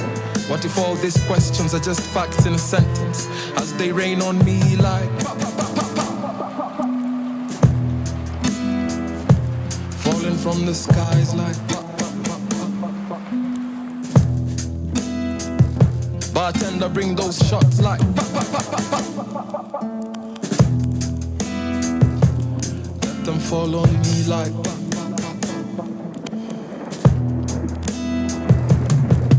uliniambia mahali utakuwa nikutafute jua likitua. We were creatures of the night but my night vision was poor. Itakuwaje saa giza kinchukua, itakuwaje saa giza kinchukua. Juu ulisema unanipenda lakini kaa nakupenda. Mtihani utaleta nikianguka, utaniwacha uliileta nikaanguka. Hawezi futa penzi kisha kupata rohoni, so wacha tears rain like pa pa pa pa pa. Falling from the eyes like pa pa pa pa. Watch the shots they come like pa pa pa pa pa. Bartender bring more shots like pa pa pa pa. More shots come a basketball. Shots come a boxing like this was my one chance after I've tried it all. Shots ka bunduki. I was hit but I never tried to fall. Before I could let you know that I'd take a bullet for you. I had the shots, sasa, shots ka my jeans. Zinanikata miguu as I tried to crawl. Seeking salvation, trying to see through the rain. Na hii uchungu ni ukuta. I can't see through the pain. Shots fired, I need some backup, please. Shots fired, I need some backup, please. Shots fired, I need some backup, please. As they rain on me like pa pa pa pa. Hoping we got high enough to look like shooting stars in their eyes as we fall like pa pa pa pa. Shots. Power Radio. Tune in and power up. Ladies and gentlemen, welcome back, ladies and gentlemen. Good to have you with us in the building. Tuko na superstars. Na kabla niendelee, let me shout out Checkmate Mido for that particular track. Check this out. A new Martin Kigondu film is coming by the end of the year, and that is our closing track. Mambo mbaya. I told you this guy is one to watch out for, so go to your Spotify account and everywhere else and check out Checkmate Mido. His latest project is called Ua. Lakini pia unaweza angalia Frequency and Box of Beats and every other project he has out there. In fact, ukienda hapo YouTube and check out his different videos, kuna moja ama mbili utaona written by Martin Kigondu or otherwise. Ladies and gentlemen, welcome to Center Stage. This second bit, pia nitaanza tu na kuambia akona show Checkmate, itakuwa 3rd of May, ambayo that very weekend pia tunawapeleka another side of town and we'll be talking about what's going on. But go check him out kama ni mpenzi wa mziki at Amber House, Baricho Road, 2nd floor, Adzone Studios. Checkmate in concert featuring Achieng. I love that woman, a phenomenal woman. Nilikuwa naambia Checkmate, I feel she's Erika Badu meets Zinia Manase. Uwaingise kwa kaja bwana. Tunasema lugha ya mama, si ya mama, ni ya besti ya mama yangu. Unajua kitu kama hiyo. So welcome ladies and gentlemen. Tunawatingiza kidogo, tunawapatia Achieng who's phenomenal. Speaking of phenomenal queens, I want us to look at the queens in the building. We have superstars ndani ya nyumba na nimesikia wana chida ya matamuchi. Na sijui ama tutaanzia na tongue twister bana. So even before we introduce them, wacha niwapatie homework. Sasa nataka waseme shirika la reli la Rwanda. Shirika la reli la Rwanda. Let's go. Let's start with our nilikuwa nataka kusema our Kalenjin queen. Alafu ni sawa basi twende tu. Joan. Wow. Shirika la reli la Rwanda. Shirika la reli la Rwanda. Basi. Lilishirikiana na shirika la reli la Libya. Lilishirikiana na shirika la reli la Libya. Umeweza mazee. Ladies and gentlemen, we give you Joan Langat. Karibu sana. Thank you so much. Chamge. Missing. Unajua kuongea lugha ya mama? Inashika kidogo. Kidogo toka mbali tu. Hapo sawa. I love it. Good to meet you. Thank you for having me. Anytime. We've never spoken for more than 3 minutes. Yes. It's always a hi. Hawa ni watu wanaendanga shows. That's the only place you see me. So when I see you in shows, I'm like, another one. Good to go. Then a lady I met for the first time on a set. Did we end up shooting the movie together? We did, yeah? We did, yeah. We did. Yeah. Ladies and gentlemen, wacha tusikie. Shirika la reli la Rwanda lilishirikiana na shirika la reli la Libya. Kwanza acha nijitetee. Jitetee. Swahili is not my language, but let's attempt it. Give me again. Shirika la reli la Rwanda lilishirikiana na shirika la reli la Libya. Shirika la reli la Rwanda lilishirikiana na shirika la reli ya Libya. Ladies and gentlemen, we give you Renee Gichuki. Welcome, Renee. Thank you very much, Kigondu. Do you know another famous Renee? I do. I know Renee Zellweger, an Oscar award winner. Manifestation type she. Tafadhali. Yes, way to go. She's phenomenal. I also know a Renee who used to do breakfast at a different radio show. I won't say which because Siyuko. Renee in Kenya? Yes. In Kenya? She's a queen. Oh my God, maninganganya jina yangu unique. Wow, No. Sa basi naweka in the same bracket, maze, like phenomenal queens. Wow. Geo story, chacheza, she doing her thing though. Yeah, because they're doing their thing though. Good to have you in the studio. Thank you very much. Karibuni sana maze. Na sai tunaongea juu ya mapesa, mpwito bana. Bank Otuch. Yes, Is that how you say it? Yeah. Bank Otuch. Bank Otuch. Ladies and gentlemen, we tell you every other weekend there is a play. And this time, these two queens are giving us a phenomenal play. Wacha niwasome synopsis. Bank Otuch is a hilarious, chaotic heist gone wrong. We love anything to do with heists. Yeah. Kuna magans. Kuna magans. Of course. Heist gani haina guns. Unajua? Unless they're killing us with their beauty. Yeah. Yes. I mean, we need all the money. Hello. 4 quirky friends attempt to rob a bank with just one plan. Get in, get the money, and get out. But nothing goes as expected. In this comedy of errors, crime doesn't pay, and every choice has its consequence. Maridadi sana, we can't wait to see this bana. So when is this? Up on your tutaanza, even before we say the juice around who is in it and what it's really about. Tuanze na, mark your calendars. When is Bank Otuch showing and where is it showing? Tuanze, Joan. Bank Otuch is showing on 4th May at 3 p.m. and 6 p.m. Actually, at space to make a book. 4th May, mark your calendars. 4th May, we're performing at Jalaram Auditorium. Bank Otuch at 3 p.m. and 6 p.m. That's a Sunday. That's a Sunday. Kwa hivyo mtu asiseme nimeenda job, sijui nimefanya nini. Unatoka kanisa kikujanga or wherever you are. Because the timings work, sindio? Yes. Perfectly as well. If you're religious, go to church, do lunch, then come. Exactly. In fact, hata usikule kuja ukule jalarami konini bana. Itakuwa mostly non-meat stuff, but tutakula tu, sindio? Yeah. Of course. Fantastic. Let's talk about this particular one, yeah? Na najua I'll ask our other guest a bit about Artspace because I've watched an Artspace play. The last one they did, I was there. Na nilipenda pia choice ya Jalaram, unajua carpet everywhere. Such a beautiful auditorium. It is, right? Yeah. Let's talk about this play. Even before we build around the who's in it, give me a little flesh on what the story is really about. Because synopsis imetuonjesha tu. So Renee, what is Bank Otuch really about? Bank Otuch, as the synopsis has suggested, is about a bank robbery, except the bank robbers in question are a bit dumb, like hilariously dumb. And so we are following their journey as they are trying to navigate robbing this bank and facing their obstacles and trying to get over those obstacles. And then kumeja jokes, like it has a lot of very hilarious comedic reliefs that will... Mtajibamba. Okay. Let me just say Mtajibamba. Okay. I don't want to get too much into it. Ndo mkuje show mjione. Yeah. I like that. Unajua, tumespoiliwa story ya watu wabaya dunia ni wababas. Na sisemi mwizi wa bank ni mbaya. But I'm curious, kwa hawa bank robbers, do we have ladies in there? We do. Okay.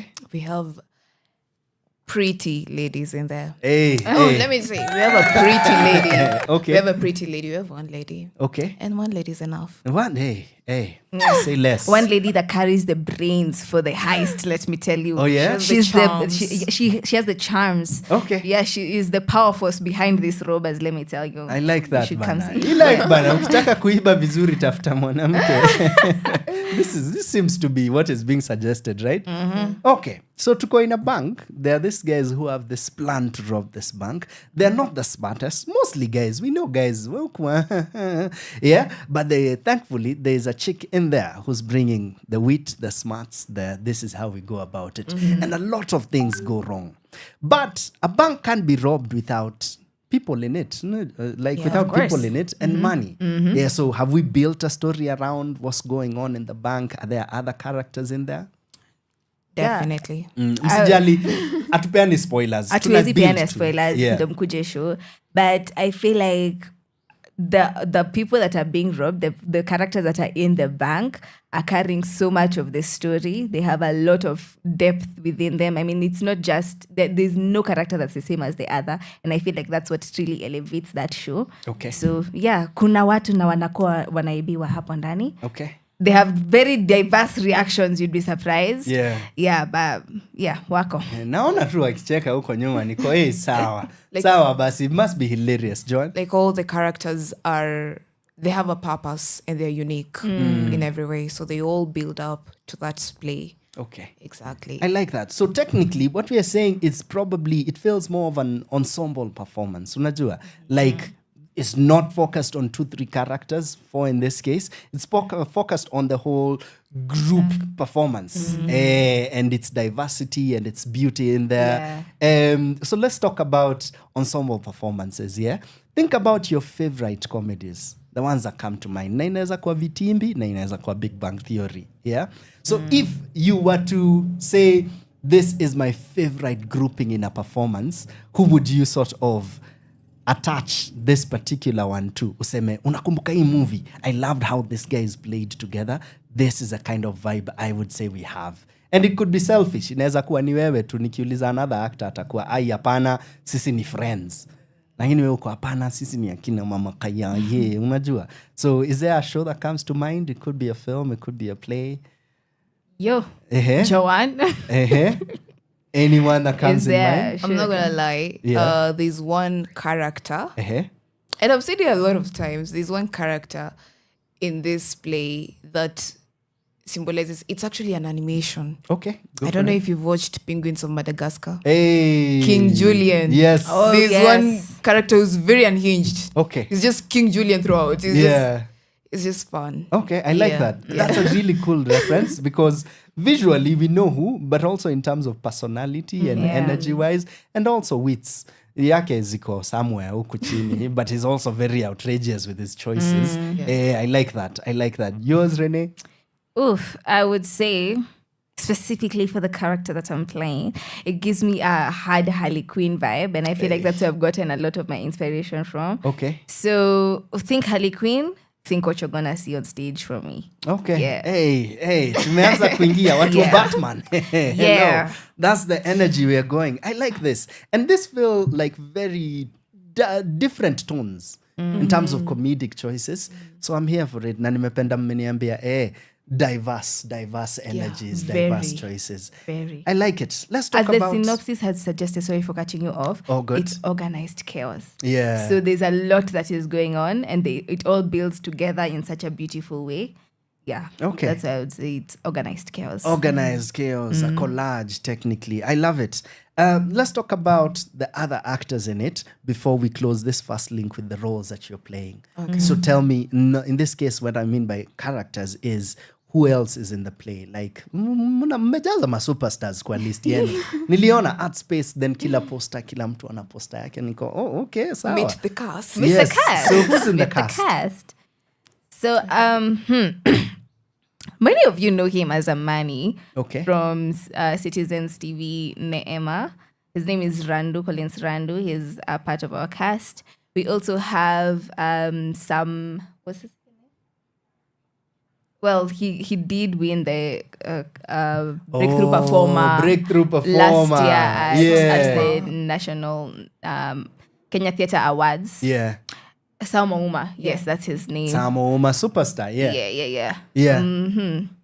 We have Jalin Shiru, who is also playing a very vital character in our play. Yeah. More that you have in mind. Anaangalia pale nyuma. Yani amjui cast. You know? Tunawajua, we are team working here. Okay, we are go for it. Yeah. You've talked about some. We have Top Shotter. Top Shotter. That's such a cool name. We have Top Shotter. Is he a top shotter? Oh, he is. He is. Great performer. I was about to say about his character. Sorry. we have Renee, and then we have Najua utanchukia anaitwa Wilfred. Kwa nini apendi kuitwa Wilfred? Apendi jina yake Wilfred. Pablo, Publicity, and that is on the side of the other people. Yeah. Let's now go to the other ones. We have Gina. Gina is playing quite a very... it's a different role. Okay. Yeah. Something I bet you have not seen a lot on your stages or screens. Okay. But she brings it so well to life. Yeah. Okay. She gives it life. I'm curious now. Ukisikia tu, you've never seen this. Ama you rarely say this. Yeah. Definitely there for Oh, it. we Okay. definitely have Cosmas Kirui. Cosmas is part of this. Yeah. Oh, shout out Kosi.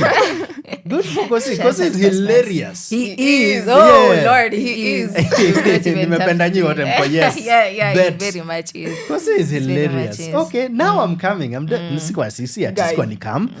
Nilikuwa nikam. Kigondu. Niliona tu majina zenu niko ndani. Niliona ticket. Bas. I like it. I like Kosi.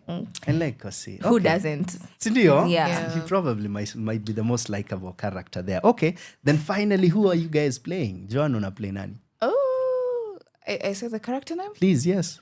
Okay. I'm playing Lucy. Okay. Lucy is quite oh my god, no, but it's fine. Go for it. Lucy is quite a perfect picture, but she's like hardworking, she's diligent, she's that girl who, she marks her time, she goes to work, she comes back, she just has everything aligned. What is not aligned for her is her love life.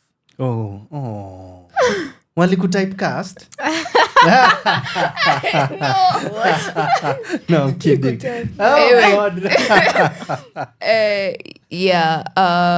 She's not the type who knows how to confess. She hasn't confessed yet. Okay. She has feelings that she's concealing. Okay. She's in denial. Yeah, and then he likes this guy who also works at the bank. Okay. Yeah. So your character works at the bank? My character works at the bank. Good. Exactly. My character works at the bank. And my character likes Go for it. A character in the bank. a character in the bank. Okay. And the character Okay. Kujeni mwone show. Cannot How be put much in should I words. reveal without Yeah. revealing too much? Okay, sawa.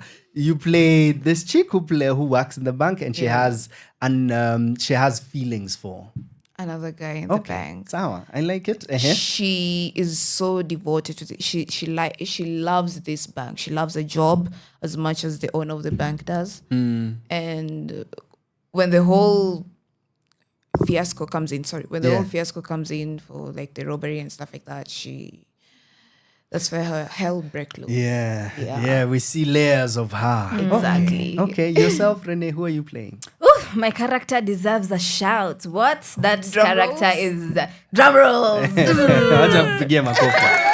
Very much indeed. I'm playing Trixie in Banco Tuch. I have just said that she reminds me a lot of Harley Quinn. She's a very loud character. Her energy is so high. She owns the stage wherever she goes. Like, she's just such a powerful being, and her presence is very felt. And I feel like it has been such a challenge to, portray her, because I'm the complete opposite of that. I find myself very reserved. I am indeed. Okay. King. I am an introvert. I am an introvert. Joan, is she? No. I'm an Joan typecasting disagrees. A lot of people disagree, but I actually see you more quiet than her. Is this true? I don't think so. I am. I don't think so. And we had this conversation yesterday, but it's good. It's coming up. Anyway, she's so different from Renee. Trixie is very different from Renee, but I've loved it because I feel like she's also helped me to explore a lot more about myself that I still was yet to learn, because I'm just a child and whatever. Anyway, Trixie is a very loud character. She's part of the robbers, and she's very happy to be here. But let's just say she's enjoying the process. Oh, she's one of the robbers. She's one of the robbers, and she's enjoying the process, She's not your typical robber who would, be threatened by the cops or whatnot. Trixie is just she's living. She's the main character. You all are living in her world. You understand? Yeah, that's Trixie for you. I love that. Yeah, I love that, Maze. I love that I see these two women already existing in this story with all these different characters, and clearly, vile tu umesema, organized chaos is about to happen. Chaos. Not too long ago, ladies and gentlemen, we reviewed and spoke about Novocaine, which is a film that by now I'm sure imeisha. But you can check it out still. And it was set in this bank, na kuna heist, and everything goes wrong. So the more they talk about it, niko, ooh, nice. So ina feel tuko hiyo space ya robbing. Hii ni story ya gava. The gava is robbing left, right, and center. So about show up, tokea Jalara, muone vile tunaweza check about people and robbery. Because left, right, and center, roho zetu zinaibiwa. Ukienda kanisa, unaibiwa. Ukienda na serikali, unaibiwa. So you might as well laugh about it. I hope I'm seeing you on Sunday after next, pale Jalaram, to check out this beautiful artists who are about to give you a great afternoon. Mesema kuna show ya saa 9 na show ya saa 6. It's 3 p.m. and 3 p.m. and 6 p.m. That's what's up. So check them out. Next link, we'll talk more about Art Space. We'll talk about the director and give you more deets and juice and more reasons as to why you have to show up. For now, hashtag Center Stage KE, hashtag Power Radio, hashtag Bank Otuch. Pesa utasa, ama vipi? I hope tunaona, because we always say we are seeing you at the theaters. Si tusikize mziki angalau. Let's go. Power Radio. Tune in and power up. Lord. Piki maua, hibidi na ua, piki maua, I logos music. Piki maua, hibidi na ua, piki maua, hibidi.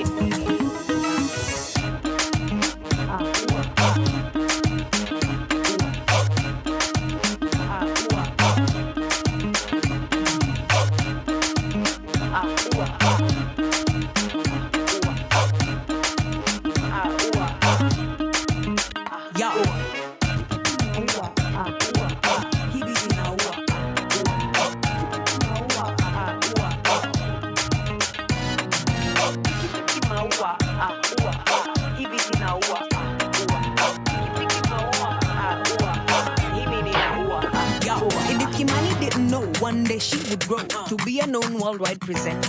Toria Kimani didn't know that she would kill the show. Run Lagos before Nairobi felt out. Take a look at Lupita Nyong'o. A better life right now is full of pretenders. Spend a little now you know. Spend now Mido. So kambali na nimbali ni naenda. Now you can bet your money on me. Baby, I'm the real deal. And they can never slow me down. I'm a big deal. Mama told me. Sit down, be humble, keep it classy, give it real. She doing her thing though. She's a real go-getter. Anything you do, she do it better. She doing her thing though. And anything she wants, she will get it. Unapologetic. She doing her thing though. Unstoppable, a phenomenal. She doing her thing though. She a queen though. I wanna meet Buddha, so I can shake her hand, tell her she a queen, she made something of herself. Now when he catch feelings, she account shillings, top billing, while she in a private jet. Get down on your knees and praise, and then do your best. They don't know your tears, what you say. Speak now or forever hold your breath. Now you can bet your money on me, baby, I'm the real deal. And they can never slow me down, I'm a big deal. Mama told me, sit down, be humble, keep it classy like Victoria. She doing her thing though. She's a real go-getter. Anything you do, she do it better. She doing her thing though.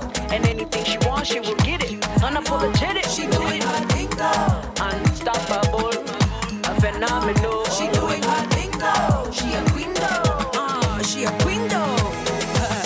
I wanna big up all the queens in the building. All the queens doing their thing. I see you, baby. Get on the floor one time. Now, piki maua. Piki maua. Piki maua. Piki maua.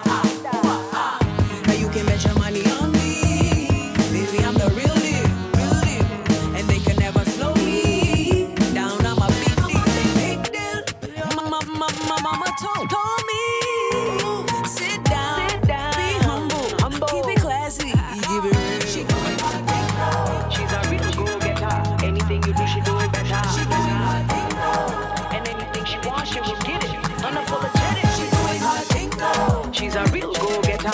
Anything you do, she do it better. She doing her thing though. And anything she wants, she will get it. Unapologetic. She doing her thing though. Unstoppable.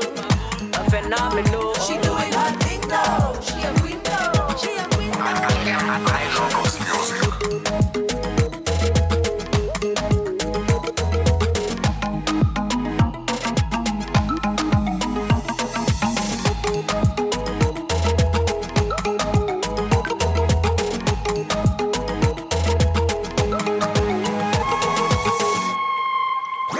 Your kind of music, all day, all night, right here on your only station, Power Radio. Hey, Tom.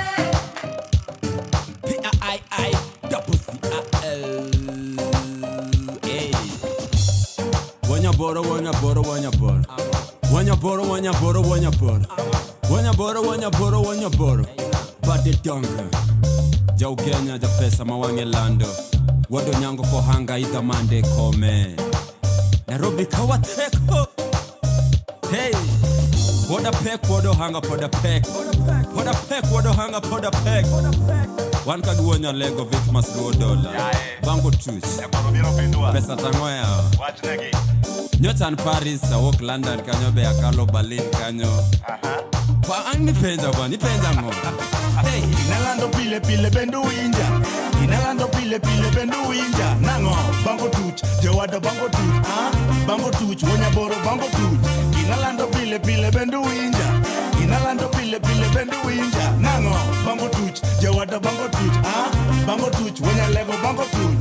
Alando pile pile bendu winja. Hey, mini papa uliza winja. All black everything, Kilwanga ninja. Money over everything, Jaber Bay winja. Hey, na squeeze ni king ya bank manager niliza Mr. Hanga tuka uono to. Idwarati, hey, alufa bitch ango, alufa pat ango. Million achel, kanyo, ochola mok sanyo. Na marapa meva yellow hapo backseat wambio naangalie gari juu squeeze wamekuwa kanjo. Si give a fuck man, nimekuwa vajo. Rap kwa damn man, neja toka pacho. Mjeli ni ya O.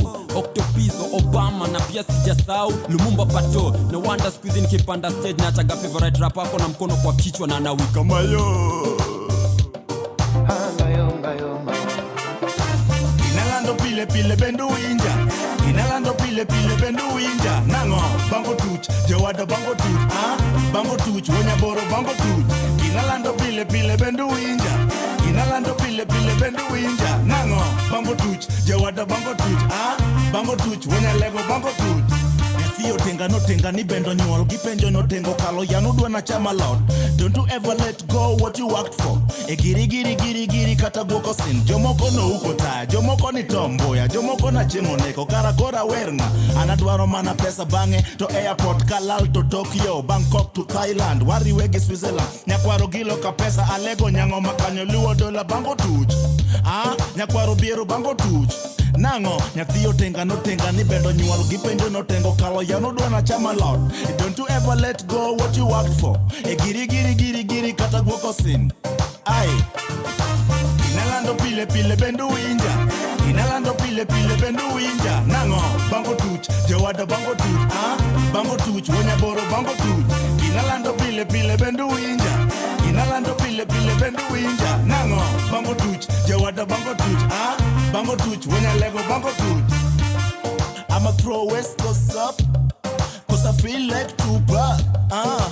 All eyes on me, and I feel like Shakur. Nango, I'ma throw West Coast up, cause I feel like Tupac. Nango, all eyes on me, and I feel like Shakur. Yeah. Kineno light skin to mano pesa. Kineno dry skin mano nyang. Sana dab nyako tanda, adab nyake mesa. Sana dab nyake church, omera dab airport. Bro iye, yae.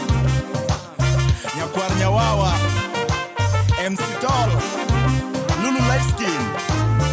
Ngapingo enga, mabango tuch. Vic mas $1 gi octopiso. Sani wanyone mana mosmos. Yare SA, to Nigeria, to Ghana, Kenya bendi penjo.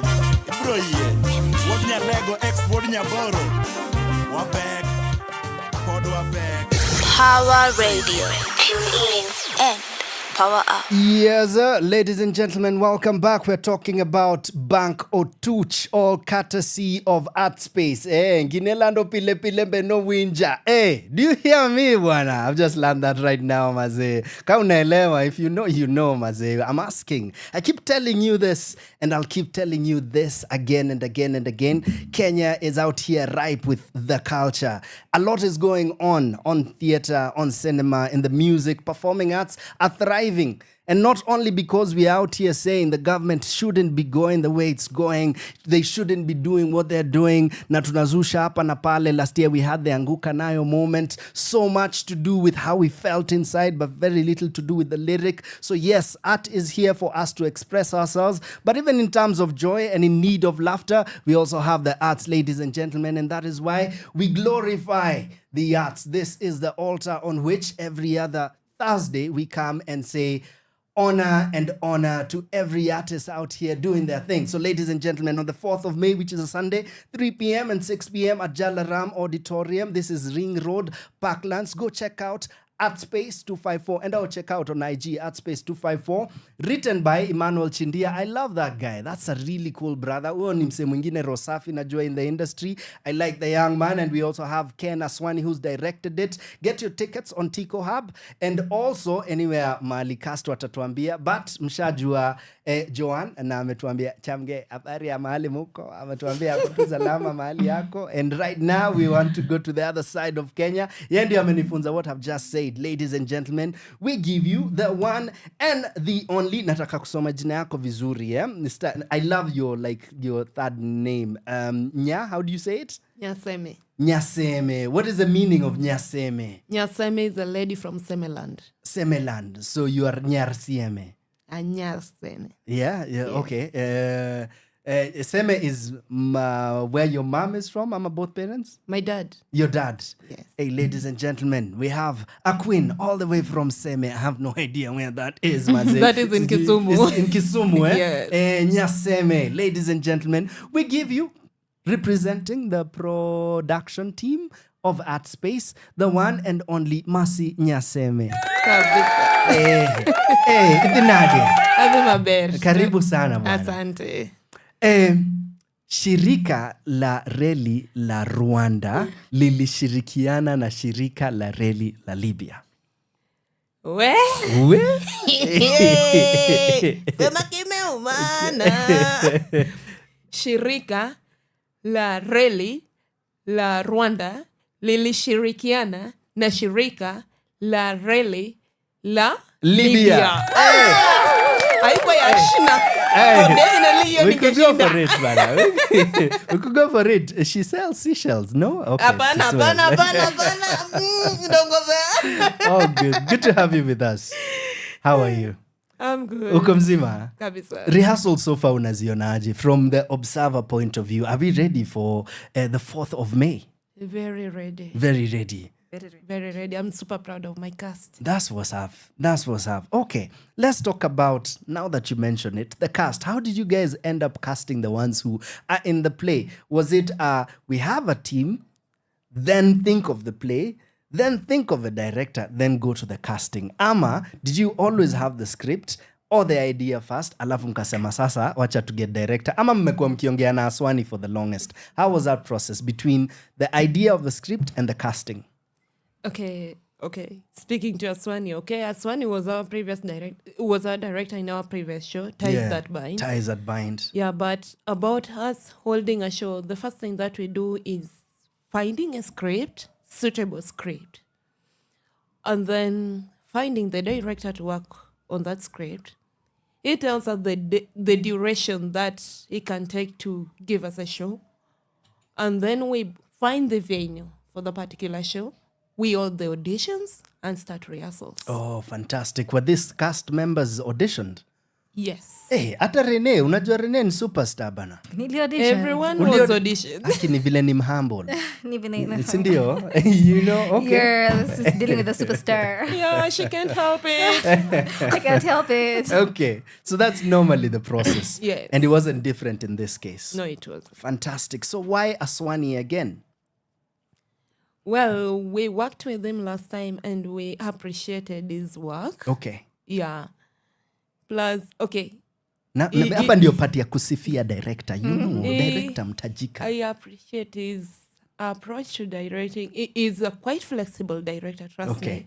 Yeah, he's a very flexible director, understanding director, and quite friendly. I like that. He's just amazing. He's just all around. He's good. Yeah. I can't help it because, okay, if you check his interaction with the cast members, you'll be amazed. Because even in the previous show, I was also part of the cast. Yeah. And I appreciated my interaction with him. You'd be like, okay, I've gone through my part, but well, it doesn't make sense to me. How can you help me? Okay. Yeah. I feel like if I do this, it will make a lot of sense. I did be like, okay, why do you think that if you do that, it will make a lot of sense? And then you people will discuss and come to the most amicable solution. Yeah. So you'll go on stage already knowing that, well, this is what I'm supposed to do. This is what the story is all about. Actually, it does a lot of discussion about the script than the stage performance. It takes much of his time on making sure that the cast really understand the story. Yeah. The cast understand their character, such that even if you withdraw that script and just let them perform the way they feel like with their own lines, trust me, the story will still be there. Works. Because they have the whole idea of the way this story is. Yeah. And that is what makes him the best director to me. Hapo sawa maze. Shout out Aswani. You know, different types of directors bring out different performances in a performer. So Renee, bila hata kumulika Aswani, unajua tumempatia maua yake. Who's your favorite type of director? Are you you direct me then keep space, like give me room to do my thing, ama would you prefer kila word na kila akushike kila mahali unaenda? What's your favorite? I'll reference Aswani hata kama umesema sisemi in case ungeenda opposite a catch. I'll reference Aswani. A lot of times on rehearsal we have this running joke that Aswani is a democratic director as opposed to a dictator, and that's the kind of director I really appreciate to work with. A director that will also listen to your input in your character, on your lines, on whatnot, and then we are able to, as she said, reach an amicable agreement as to how the performance will happen. And I also feel like I have been given so much liberty creatively to be able to explore other characters that I can also employ from. And then I present it to the director and I'm like, I feel like I can add this. I feel like I can use this. I can borrow this. And he's like, yeah, let's work with this. Let's not do this. And we're able, it feels like it's our show. It's not just my show. It's not just Aswani's show, the director's show. It's our show. And I feel like that sort of teamwork helps us to bring such magic on stage because everyone has brought in a little bit of themselves and the director is open to all of these opinions and still he's so grounded and firm on his vision. And then we're able to all contribute to make something beautiful happen on stage. Yeah. I really like that. Have you experienced the opposite of that? Si lazima useme hata kama mumeniita star mimi sijafanya projects mingi hivo. Okay. This is actually I would say this is my first it's like my theater debut. Oh, for real? Yeah, I would say it's. Why am I convinced I've seen you on a Miller's thing? I've not worked with Miller's before. I'm a part of like I have the face. Midnight Train. I was sure I watched you in Midnight Train. I wasn't there. I watched Midnight Train. I did not work on it though. Interesting. Yeah. Okay. Midnight. Yeah. Anyway, so you haven't experienced the opposite of such a director, but I know what it's like to work with a director that's now on the side of film, with a director that's not very hana vision. Hatabeba vision ya team. Sasa sisi wote tunakaa kama tuko confused. So yeah, that's why it makes me appreciate working with such a director as Aswani more than I like that. Before. I like that. Yeah. You've done more screen work than stage work? I have done a lot more screen work than stage work, but I feel like I always say that an actor's first love is stage, and that's why I'm exploring stage performance now, and I'm loving it. I'm loving every process of it. That's good. I know, good to have you here, Maze. The stage has room for you, and the stage needs you. Wow. Yeah, so hope to see more and more of you. Tafadhali. Of course, 100%. Munipe kazi. Jail stories. Munipe kazi, yeah. Aya, tell us a bit about Art Space. Najua, this is about the fourth production, is it? No. This is production number. Correct me as you tell us the background of. Let me just give the list of the shows you've done. Yeah. Our first show was Boomba Train. That was immediately after COVID. That is around it was in 2021 actually. Okay. Yeah. And well, it was speaking about, the impact that the urban youths go through due to the thing we call system, well, okay, it has always been this way. Youths are not supposed to speak. Only the elderly are supposed to give decisions and all, So they have diverse ideas. They are innovative, but they're never given a chance to express put themselves. To put their ideas into practice. So that was and Boomba how they Chain. succeed. Okay. Yeah. Okay. So that was our first. After which came? We had Mira Mira. Mira Mira was basically about the tribalism and the post-election violence, and we were there preaching peace as we were approaching our elections. Okay. Yes. Thirdly, we had Wine and Coach. Okay. It's a dope title. Uh-huh. Yeah. I know. You know? Just rolls off the Well, tongue. fun enough, Wine was a cast and Coach was a cast. Interesting. Was it a two-hander? Sorry? Or was it a bigger team, or it was just the two of them on stage? Oh, trust me, it was a bigger team. We've never had a show of... the smallest team we've ever worked with is a cast of 7 people. Sawa. Yeah. Okay. Uh-huh. Then after that came? After Wine and Coach, we had Checkmate, which was speaking about power, truth, injustice. It was a little bit political, yeah. And then after that, we had Odds and Ends speaking about the Wababas, the impact of Wababas in the society, vile wana, how they, I'd say this, spoil our young campus ladies. Do they? No, okay, keep going. Well, each other spoil. They spoil each other, I can't. Well, Took morality on who's measuring this morality, but keep going. I'm not encouraging. Both of them actually should take the blame. Yeah. And after that, we've had our Ties That Bind. Ties That Bind. That is the one late that I last caught. year, Okay. yes. So which you was guys are speaking mature. about the family dynamics. Yeah. Yeah. Communication, past traumas. Yeah. Shout out how Fiona, they affect Maze. our relationships. Yeah. The family members. Yeah. And now we have Bank Otuch. There was a bit of music in the previous one. There was a musician on stage. Are we having a musician on this one? Watu wakuja waone. Well, mkuje muone. You will find out. Okay. Then last but not least, wacha nianze naye Renee. Why Bank Otuch? Like, why do we have to?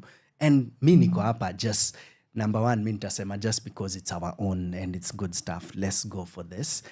But give me a reason to convince this guy who's chilling kwa mtaa ako tu, mi sina form, lakini I'd rather just chill in the house. Why get out and come for the show? I feel like we have such an underappreciation for theatre in this country, that we have such beautiful shows being produced every now and then, and people are not watching them. And why I would insist, why Bank Otuch? First of all, that Jalaram auditorium is beautiful. Show up. It's a very beautiful auditorium. And two, I feel like, just as you've mentioned, the story of Bank Otuch is not just about theft that happens in a bank. It's not a literal portrayal of theft. Theft is happening everywhere. There's theft. We're literally living inside a bank robbery. But what is being robbed is not the money, it's other things. Yeah. Anyway, I feel like there's a lot of concepts that are being discussed within this show. And my joy in being a performer is telling stories that are entertaining and at the same time are edifying. So there's a lot of concepts that are being discussed in this show in such a comedic way. It's being put across in such a simple way, but I feel like it will relate with a lot of people. It will relate to the masses. And those concepts, those, as she has mentioned, systems that are put in place. Like, for example, how a guy is expected to pay at the end of the dinner and whatever. And they have to do the most. They go above and beyond to make sure they can afford a woman's lifestyle and whatnot. There's such a concept as that. Just repeat that. I know. Like, you man, I feel for you. Feel for you. Thank you. But it's one of the concepts that's being talked about in the show in a very unique way. Yeah. Sitaharibu because I'll be getting too much into the show. But if an audience member is keenly watching that show, they will see the kind of concepts that are being talked about that are so common and almost normalized in our society, and they are affecting a lot of people in negative ways. Yeah. And at the same time, it's extremely entertaining. Kujeni mcheke, kujeni mjibambe, kujeni muenjoy and support us that will be on stage. It's a good time. It's going to be a good time. It's going to be a good time. Yeah, it's for sure. It's more than a bank robbery. It's more than just a bank robbery, honestly. It's deeper. It is deeper than deeper. that, Maze. Yeah. Where do we buy the tickets to come to your show? Because we are coming to your show. Okay, we can get our tickets via Tico Hub. Tico Hub. Or you can just link on any Art Space page, be it on Twitter, on Instagram. The moment you search Art Space 254 with our green logo of, it's more of the head of a wolf. It's a wolf. I always see a fox. Black. Yeah. And red. Black and green, sorry. Yeah. Black and green. So the moment you click on our page, you will definitely find a link there. All the details are there. Yes, all the details are there. Woo! Ladies and gentlemen, it's more than just a bank robbery. It's more than just the money and about the money. You've been told of these different characters, beautiful characters, layered characters, done by a very, very kind and phenomenal director, written by a beautiful brother by the name Emmanuel Chindia, and a dope cast. Tumeona kadhaa, tumeona Miss Langat. I'm assuming it's a miss, eh? Yeah. Definitely. 100. You know, we've seen... When life begins at 30 for women. You know, but does it? No. Well, unafungua contention hapa. Tunaweza ingia. But anyway, yes. So check out Miss Joan Langat over there, Renee Gichuki. And right now, we've just spoken to Mercy. Ladies, wacha niseme hiyo jina nyingine. Nyaseme. Nyaseme. I got it right, Nyaseme. We've spoken to a bit of the crew and the cast, and you're definitely being told this is a place to be Sunday after next. Buy your tickets already. Enda pale Tico Hub, get your tickets. We are going to Bank Otuch. Na ile song nataka to close now for this particular one ni system ni ya majambazi, because clearly system inaturob, makanisa inaturob. So go get your tickets, go laugh about robbery and things around thefts. Ladies and gentlemen, thank you. Actually, thank you for your time, for taking your time to sit and watch these guys, to listen to them if you're listening to us on the website. But most importantly, thank you for already spending your money. Get your ticket now. Let's go for it. Makofi kwao. Thank you very much. Thank you. Thank you very much. Thank you for having us. We've really had a good time. Anytime. A huge fan of you guys. Kazi and huge fan of you too. I'm even happy to realize that you are in our previous show. No, me watch. We are honored. Show. Right here, see you at the theaters, and I literally mean it. Let's go. Power Radio. Power up. Mashifta.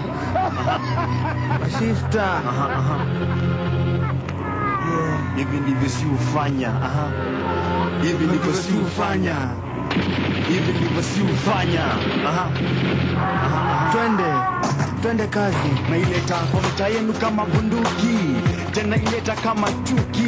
Nafuata nyuki na silaha na kufunga kasi. Nafanya kazi ama nimeandika wafanye kazi. Tunakufa na umasikini, ukimwi na kuuana, alafu mtu aniambia kupanga uzazi.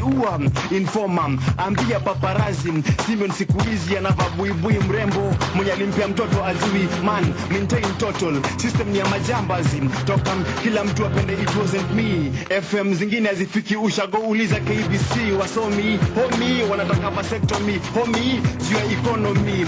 Barua kwa karani amevaa miwani aonekane handsome to my honey. Kijana anakula mahindi unasikia harufu ya njugu, au kwenda matanga ya ndugu. Nafanya my time nikichungwa na Mungu, ngumu kuacha crime. Unaikula kama pilipili, akili control mwili. Msichana alibadilisha mtoto kwa hospitali wake ishi kwa hali ya utajiri. Poison watu kwa hoteli wakuje kwa hospitali tuliofungua. Una ndoto kuna baiskeli, mi ndege, chapa wasenge, DJ ni lenge na rege.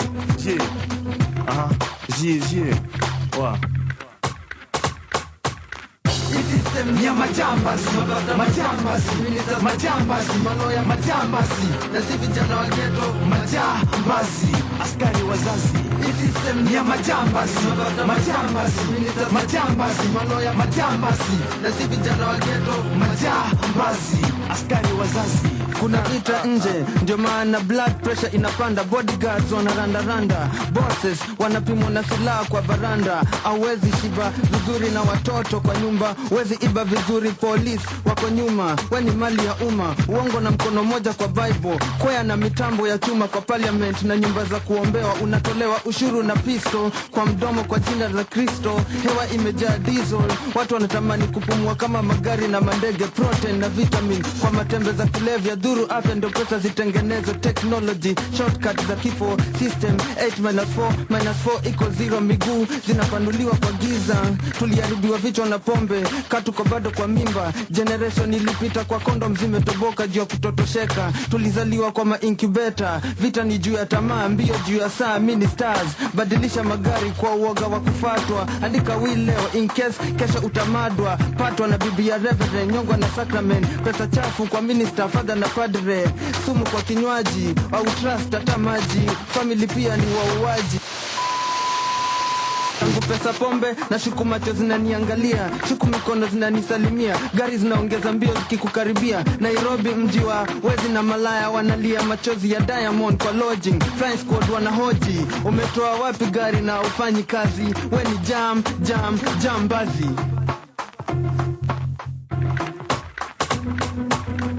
System ya majambasi, majambasi, maloya majambasi, na si vijana wa ghetto majambasi, askari wazazi. Hii system ya majambasi, majambasi, maloya majambasi, na si vijana wa ghetto majambasi, askari wazazi.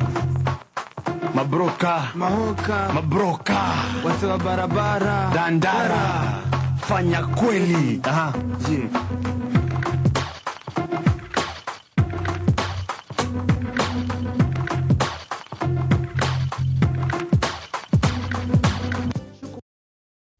Power Radio. Tune in and power up. Your kind of music, all day, all night, right here on your only station, Power Radio.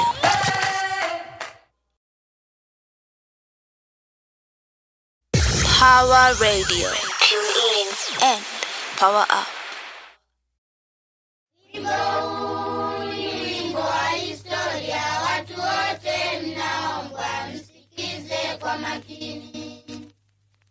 Ilikuwa Oktoba 52, watu wote tulisikia. But here I am, ladies and gentlemen. I am just a human being like yourself. Uta feel so sorry, kisikia history juu history sio history. Walame waligeuza gabana history na si story. Chulo day, tomboya, tom lawyer, court goer, tom soldier, intellect, smart fighter, tom scholar, top scorer, tom leader, tom cognac. Cause these new niggas can't lead us. All my heroes died young, made me so afraid. They could die young. Is that what they say? Them bona how they wanna act like they really sane. Yes, man. And then ule boy me to African giant, Shaquille O'Neal nigga, Black Power, Black Panther. This up we say strong, we don't kneel nigga. Colony walichukua shamba and they kill niggas. Nepotism, black on black, now we kill niggas. Wako lonely, top boy, niko lobbying, niko foreigner still okay. Jogo wa shamba wiki mjini, but still kwa hizi street daily niko koki. Kasi tomboya kungekuwa na Obama, let us sink in before ni dive in. Koko outside ile time na form sign in, freedom fighting, backbiting, siko sightseeing, bana kwa nimeona mbele mimi psychic.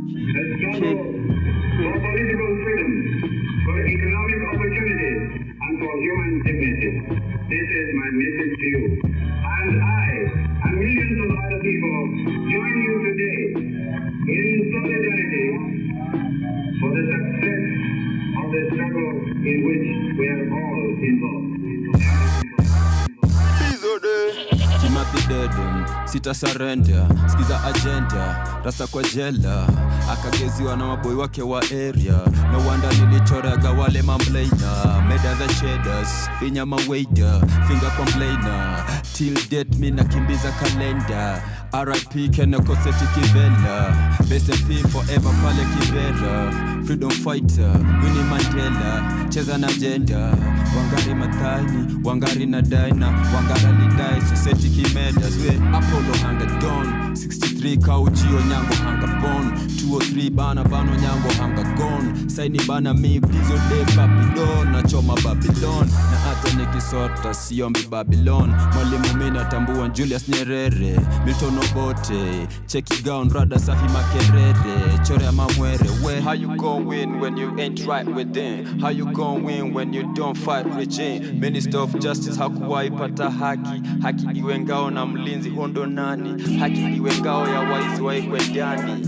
Patrice Lumumba tuko kin sasa. Hii generation haina heroes tuko kin siasa. Tuko kin sasa. Na tukis rasa 5th July 1969 5th July 1969 Dead president, my dead president, dead president, my dead president, dead president. Tomboy.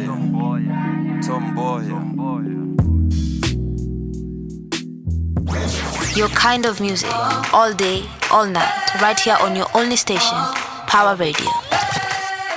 Ladies and gentlemen, naangalia vibaya na Flozz kwa sababu nakula studio. I'm having my snack because I'm a snack. Mazena spend too much time na jamaa msee. Yeye ushinda akisema quick one. Anaitwa Fadhili, and Fadhili is part of the Picture crew bana. Ladies and gentlemen, welcome to our final interview of the day. This is probably my favorite one, as much as the rest were my favorites as well. But this is a human being that I really appreciate. She's a ball of energy. She's good vibes. Kila mahali mtu yumuona uju hapo tu kuna mchezo fulani inafanyika. But also very serious. Ni msanii mtajika.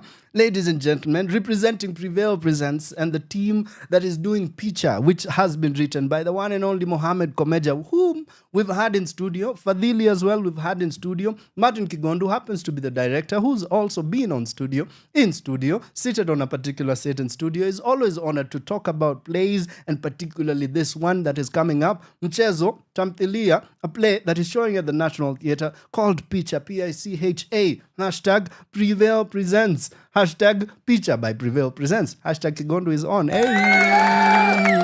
Intro nika yote maze. This play was first written in 1985. Then director anaitwa Martin Kigondu akapigiwa na jamaa anaitwa Emmanuel Mulili, who's a good friend of his, whom you've seen in Matchstick Men by Martin Kigondu and Meetings by John C.B. Okumu. Na tukaongea.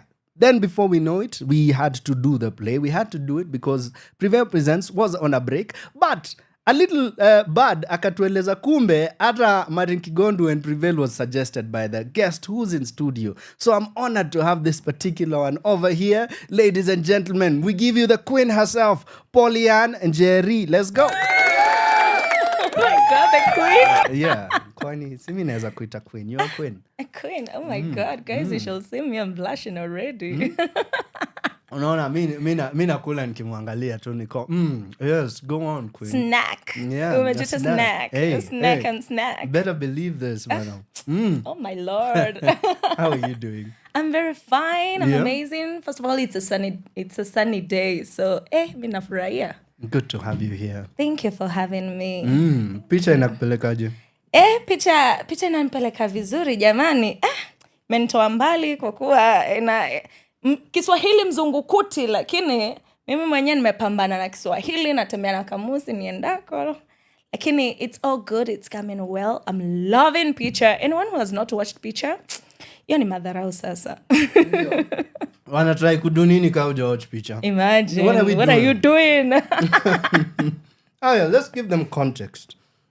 Tell us a bit about what the story is, what Picture is about. We know who's written it, directed it, and who's producing it. Tuko na fununu na the cast. So even before we get into who the cast is, you can tell us the meat of this particular play. What is Picture about? Tamthilia yenyewe ambayo ni ya Kiswahili. What is it about?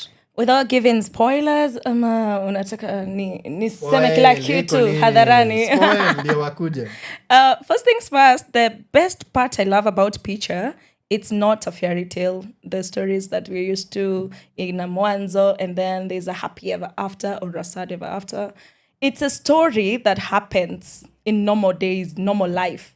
Like katikati ya wiki, what happens to you? That's the story. Hakuna mwanzo, hakuna mwisho. But there's a story in between. It's the kind of story that if ilikuwa ni series ama movie, ingekuwa na sequel. Kama ingekuwa series, ingekuwa na season 2, 3, 4, 10.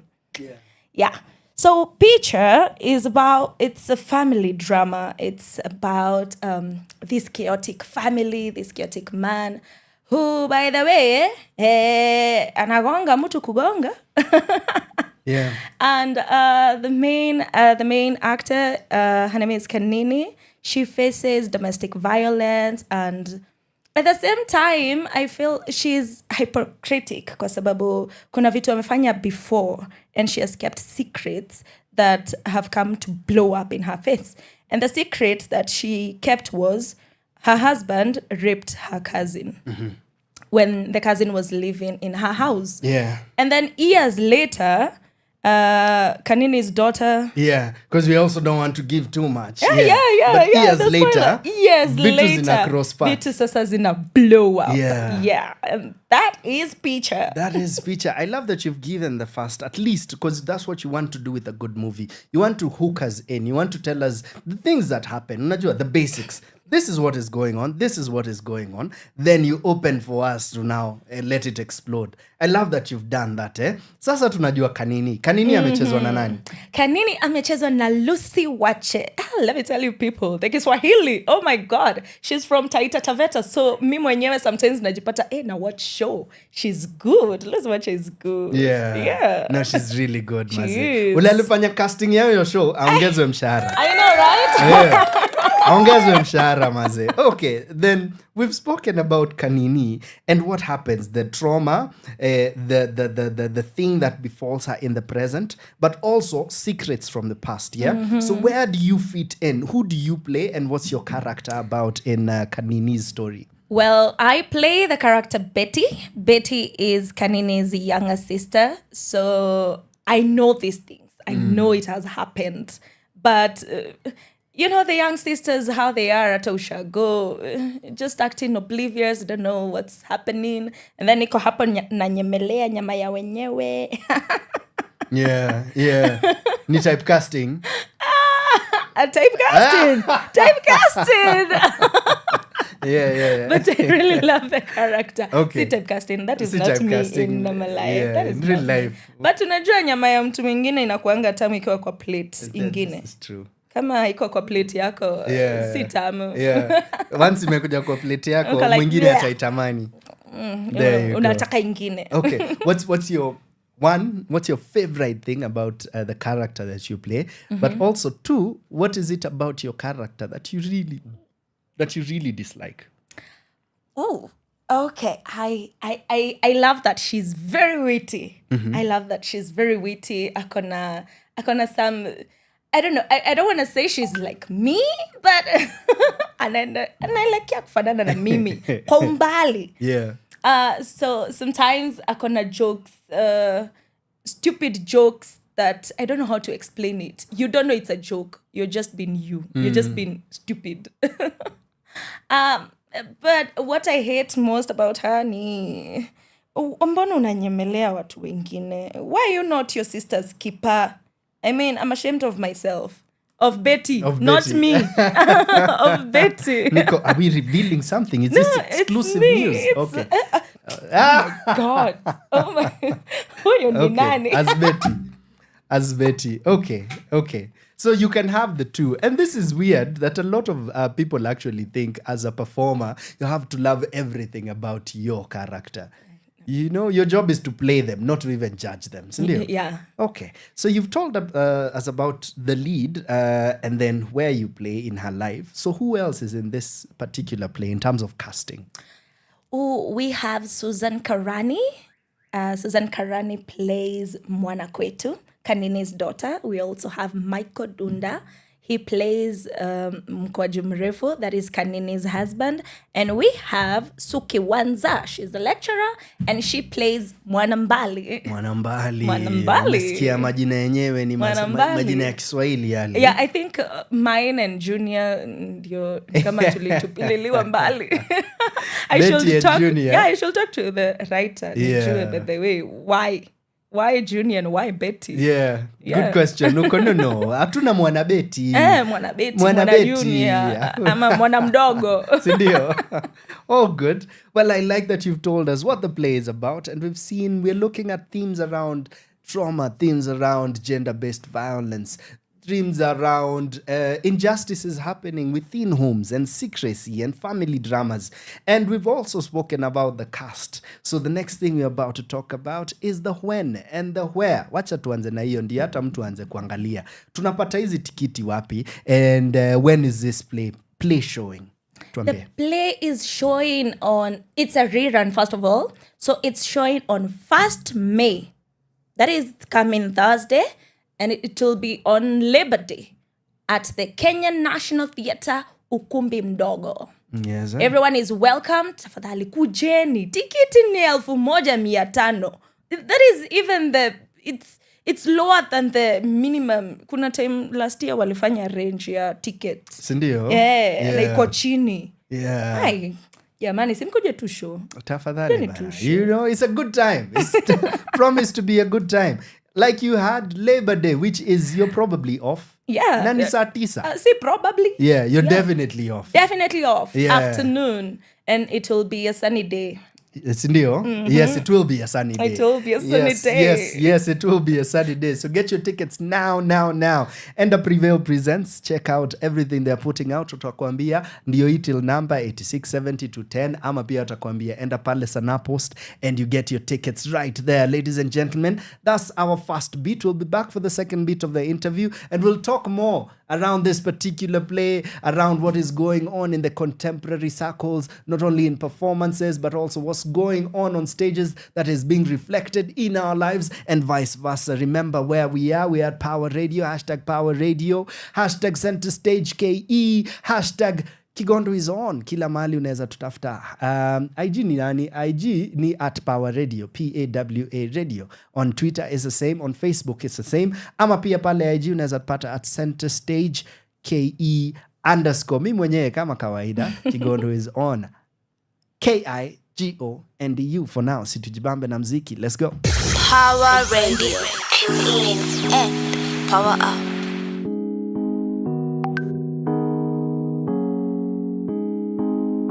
I wrote a letter, but you'll never ever see it. I made a promise that you'll never ever know. I think about you, but you never ever notice. We might be better, but you're probably okay. I'm here again, falling in love again. I'm here again, falling in love again. Hatutasanganya na kutanganya forever. Hatutapigana na kuumizana na forever. Hatutasanganya na kutanganya na forever. Hatutapigana na kuumizana again.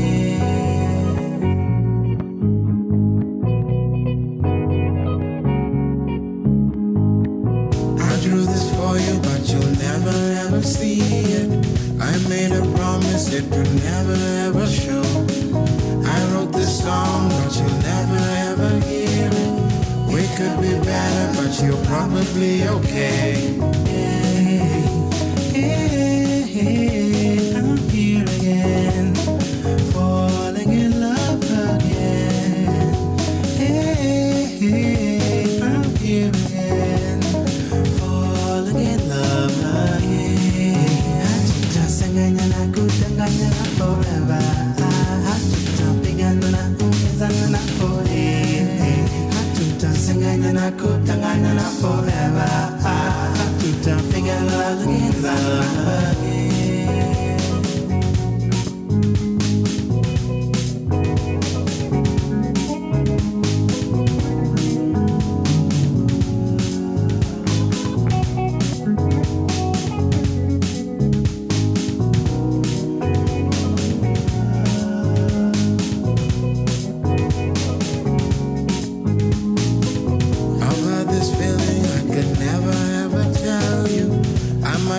wrong, but we'd rather be my friend. Maybe in future lives we'll meet and be together. We'll make a promise that we're gonna be okay. I'm here again, falling in love again. I'm here again, falling in love again. Hatutasengenya na kudanganyana forever. Hatutapigana na kuumizana na forever. Hatutasengenya na kudanganyana forever. Hatutapigana na Hatutapigana na kudanganyana forever. Hatutapigana na kuumizana na forever. Hatutapigana na kudanganyana forever. Hatutapigana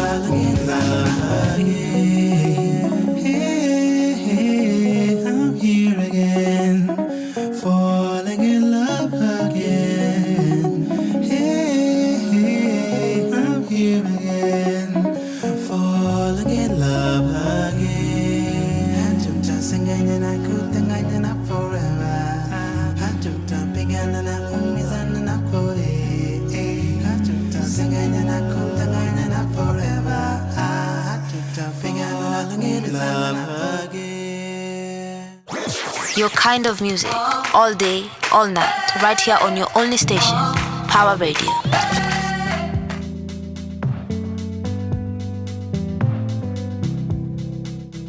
Run. Warembo ni wengi ila nawalenga, ndio maana usiku siku hizi nalala mapema. Hawataniteka, heri tu ninyonge na nilale juu sitakucheza. Nami nimekiri yetu sio siri, ni wewe tu na mimi. Niamini, loving you is easy. Wacha wakupinga watupinge. Umenibeba, asante kwa kunipenda hivi unavyonipenda. Umenibeba, asante kwa kunipenda hivi unavyonipenda.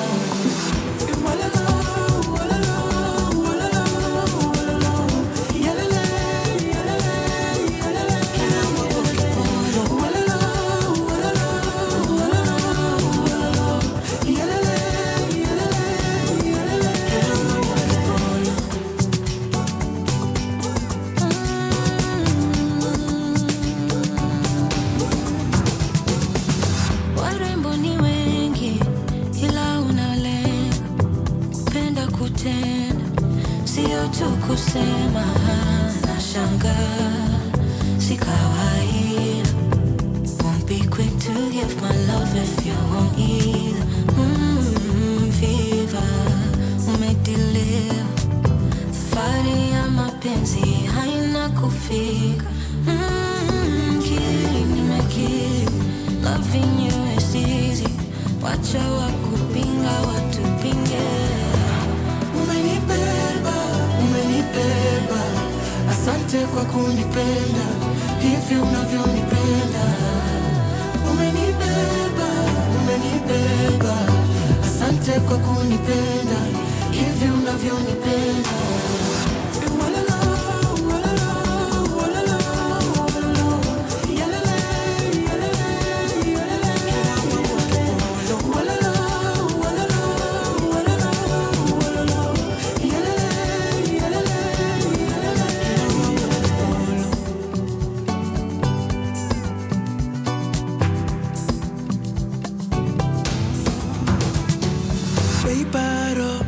Baby,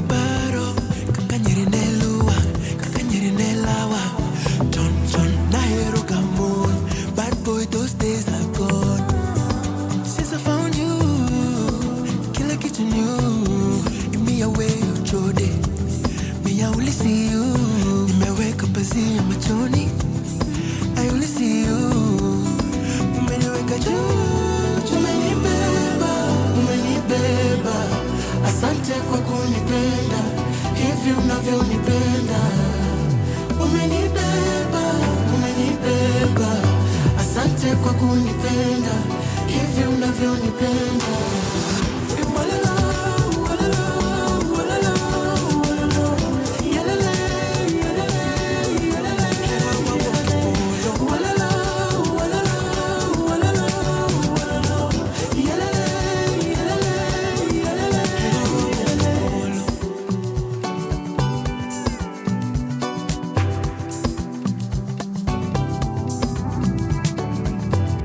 Power Radio.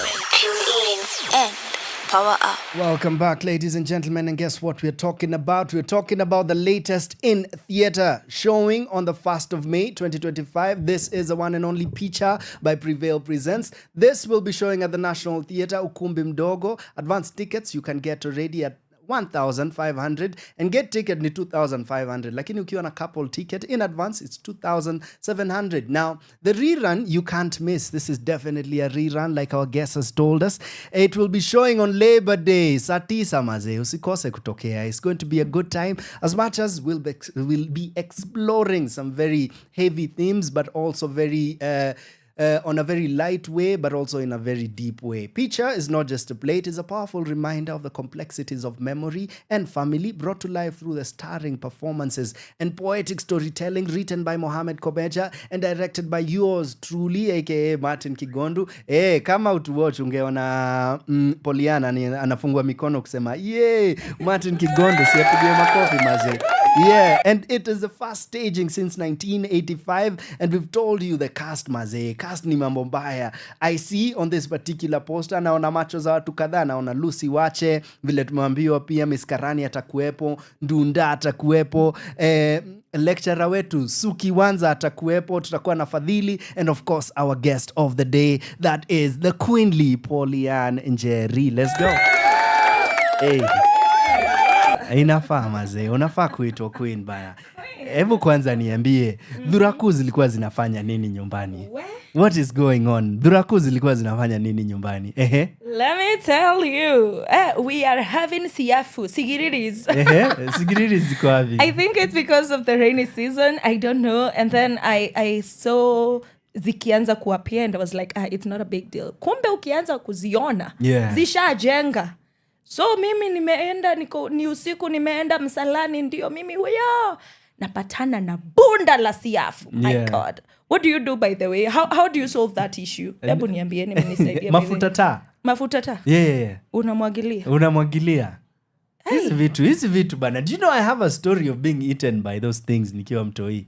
True story bana. Tulikuwa tunaishi Bulbul, Ngong. 1997. I was about, I don't know, 9-10 years old, somewhere there. Dhuraku zilitufanyia ile kitu bana. But vile tu umetuambia, as much as they do foretell of rain, 1st of May kutakuwa na jua. So nunua tikiti already. Nunua tikiti. Okay, let's talk about your journey to becoming. Yeah? Because you're a really good actor. You are really, really refreshing performance. Nakumbuka Joyce Musoke alikuwa, where have you been hiding this chick? Nico, I have nothing to do with it. Ako no, Polyann is really, really good. Oh my God. You're really, really good. I totally agree. Thank you. So let's talk about your journey. Hata kaa tunaenda tukiruka tu. Okay. At what point were you sure you want to pursue performing? I was not sure at any point. Let me tell you. Okay, are you sure now this is the thing you want to do? Yes, I am sure, but I'm living in the present. Okay. I am sure for now. I'm a jack of all trades because I believe a jack of all trades is a master of none, but it's way better than a master of one. So I do anything that I love in the present. So right now, I love acting. I love the industry. So that's what I'm doing for now. I can't speak for the future, but nothing is cast on stone. Okay. I can do anything else. You when can. the opportunity comes and if I love it, I have the energy for it, I'll do it. Okay. Yeah. Was there a performance that you once did now? You know what? I could actually do this for as long as, I guess, up till I don't feel like I'll do it. But yeah, kulikuwa na hiyo iliku convince this could be a path that you take. Honestly, it's never mine. Yangu mi mwenyewe you cringe. Like, ugh. Oh, it's never your performance? It's never my performance. It's Interesting. usually other people's performances. I look at them and I'm like, yo. I'll be frank. Wacha tu niseme nitoke. Yeah. One of them, Nata Ushamtaja, was Joyce Musoke. Okay. I watched Sanctuary and I was jealous. I was like, no, I need to be this good. I need to make people feel the way I feel, because it was so amazing. So those are the moments, because it's never mine. Hey, yangu hapana. Yeah. Okay, that is so interesting. Yeah. That is so interesting. Okay, shout out Joyce Musoke. Joyce Musoke Sanctuary alifanya kazi fiti sana. Na karakta yake ilikuwa inaitwa nani? About that. Alikuwa anaitwa Polyann Njeri. Joyce Musoke is such a superstar, like in a good way, in the performance way. She's super skilled. And I love that you watched her and thought so too. Any other that comes to mind? For Joyce Musoke? A performance that you saw, it doesn't have to be hers. Oh, yeah. I watched Luanda Otero, but that one was the acting combining with the dancing and the singing. The triple threat. And I'm like, yo, I need to work on my skills. I don't want to tell people I'm just an actor. I need to work. I need to dance. I need movement. I need to sing. So I've been taking singing lessons. Hey, hapo sawa. Sana kwa bafu, but slowly and surely I'm getting there. Okay. So those are the moments najiangalianga kama msanii, najikompare na watu wengine kwa industry. I'm like, am I there? Yeah. No, I'm not you yet are there. You are there. You've heard in Joyce's words. You're definitely one to watch out for. Oh my God. Hey, keep doing what you do, Bana. Okay, then let's talk about the upcoming performances. There is this picture which we are talking about, but I also know you're part of NPAS, Nairobi Performing Arts Studio, doing Dead and Kimathi. Yes. Yeah. The Trial of Dead and Trial of Kimathi. Unaweza tuambia what you're doing in it and a bit about it. Yes. I have a beautiful character over there. Maybe the Trial of Dead and Kimathi is based on the book by Ngugi wa Thiong'o. So it's according to Ngugi's world. So, and is it Michelle Moko? Yeah. Yes, Michelle Moko. Yes. Michelle Moko. Yeah. So I am playing Muthoni, but I'm also playing Wada, the gods. You're playing Muthoni? Yes, I am playing Muthoni. Hey. Yeah. In Ngoge's world, she's not established, but we knew her. Yeah. We knew her. Yeah. So it's pretty exciting, and then it is most of what is exciting about it is the Kikuyu. Okay. Mimi ni wa Kikuyu sana sana. That is why it was.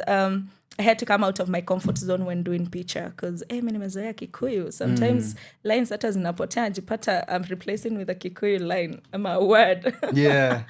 But the Trial of Dead and Kimathi will be in June at the Kenya National Theatre. The dates are not out exactly. But so they should be sharing soon. Yes, once they are out, of course, tutashare. Hey, uni actor kutafuta ako niko rehearsal bana. I'm busy and booked. Na tujamaliza bado. Na bado. Oh, there's something else? Yes. Okay. There is I Am. You're doing a rerun of I Am. Yes, we are doing a rerun of I Am, but I'm not sure if we're doing it in Nairobi. Okay. We'll be doing it in Kisumu, Nakuru, and Mombasa. Oh, you guys got the funding? Yes, hey. we did. And the unveiling was yesterday at Alliance Française. That's what's up. Yeah, that's what's Shout up. out Kasik. Shout out Kasik. I also do know our first guest, Checkmate Mido, will also be doing a tour supported by Kasik. So it's good to see that I Am is also back. Yeah. Aposa, do you have dates? No, not yet. We do not have dates, but in the course of the next few months, we're gonna. Yes, of course, definitely. Hey, ladies and I Am is gentlemen, a two-hander. I Am is a two-hander starring the one and only umseni mbaya pia Gadwill. Ni Gadwill bado? It's Gadwill. Naweza kuwa nimeannounce ni Gadwill kumbe mlincast. Beast on stage. He is phenomenal. Gadwill, tunafaa kusema Kalasha Award winning. Yeah. Gadwill. Yes. But shout out Gadwill, shout out Alakok and everyone else in that particular project. Shout out Stuart and the production at NPAS and what they're doing for the Trials of Dead and Kimathi. And for this very moment, shout out to Prevail Presents with the picture, which is coming up. Tumesema ni next week, actually Thursday. Yes. Next week, masaa kama haya, mtakuwa mna take your final bow. Yeah? Aye, good. 2 final things. What's your favorite moment so far in preparation of the performance? Number 1, so a little about process. And number 2, what's your favorite moment on stage? My favorite part about the preparation is working. Oh, okay, two things. Okay. Actually, it's many things, but I'll just mention 2. 1, working with you, Martin Kigondu. Let me tell you, I manifested that last year. I'm like, you know what? Nimekumak. As a director, you know. Sile akinkalala. Yeah. So I was super excited when I was told that now you're the director of Picture. I was so excited because I remember seeing your work last year, and I'm like, you know what? My director wenye nataka kufanya kazi na wao, Martin Kigondu is on the list. I have to work with him. Yeah. So every single time during rehearsals, I enjoy it because it's not what I'm used to, honestly. Yeah. Different directors have different ways of directing, and yours is totally different. At the same time, like at the end of it, you're like, oh, by the way. Yeah. For example, okay, I'm gonna just mention one thing. When we're rehearsing, we rehearse maybe scene 1, we rehearse scene 7, and then we run scene 1, we run scene 7. At the end of the week, you're like, wait, tumerani kitu maraka 20. Yeah. Without even realizing it. And it's so sweet. It's so amazing. And then working with my best friend, Fadhili Kerosi. Hey, shout out Fadhili. Yeah, it's so amazing working with your friends. So that's good. Picture is so exciting. Plus, good vibes. Yeah, it's a generally happy cast. Yes, it is. Very good people. Very good people. Okay, favorite moment on stage for this one? On stage, let me tell you. Okay, of course, hapa nitakuwa bias kidogo kwa sababu I will not choose other people's scenes. Nachagua zile scenes zuko. Of course, mimi nachagua scene yangu na Michael Dunda. Shemeji. I'm loving those moments, those witty, stolen moments. Naughty, very naughty, very naughty. They're not very naughty, but they're kind of naughty. The intention is naughty. Good. Yeah, but the moment, see naughty. Yeah. So I'm loving those moments. That's my favorite point. Yeah. If for nothing else, come and watch this 2 on stage. Dunda and Polyann, maze. Wana scenes zenyewe za PG-23, maze. Fantastic to watch them. And last but not least, maze, hebu tukumbushe tuna watch play wapi na tunanunua tikiti wapi? Tikiti tunaenda Prevail Presents, that is on Instagram ama any other social media platform. You will get them at, is it sana.com? Yes, the tickets are 1,500 for single, 2,700 when you're a couple, and then get tickets are 2,500, right? Yes. And the show is Picture will be shown on 1st May, that is Labor Day, at the Kenyan National Theatre, Masani, saa 9. Saa 9 kutakuwa na jua, ujipate pale KNT tafadhali. Tafadhali, ladies and gentlemen, I'll see you there. We always say #see you at the theaters. This one, I'll personally be there welcoming you, clapping for you, Kingia. Na vile tu nimewashow hata na tiko ya story ya tiko za Mido. Buy one, then let me know on the socials. Kama umebuy, niambie, nimebuy, then I'll buy you the other. In case unataka kuleta mtu wako, vile tumewambia, kuna scenes za Polyann na Dunda. Hey, tunaoneshwa mambo. Yeah, so come check them out. They're doing a phenomenal job over there. It's a fantastic cast led by Lucy Wache and the gang, directed by yours truly. For now, asante sana Polyann. Thank you so much for coming through. Thank you for having me. Anytime, Queen. Anytime. Vile inafaa mazee. Ladies and gentlemen, I'll just play you one track. Alafu come and close with my final commentary. Hata sitachezea trailer leo. Trailer nitachezea next time. Tukibanje juu ya story ingine. Let's go. Your kind of music. All day, all night. Right here on your only station. Power Radio.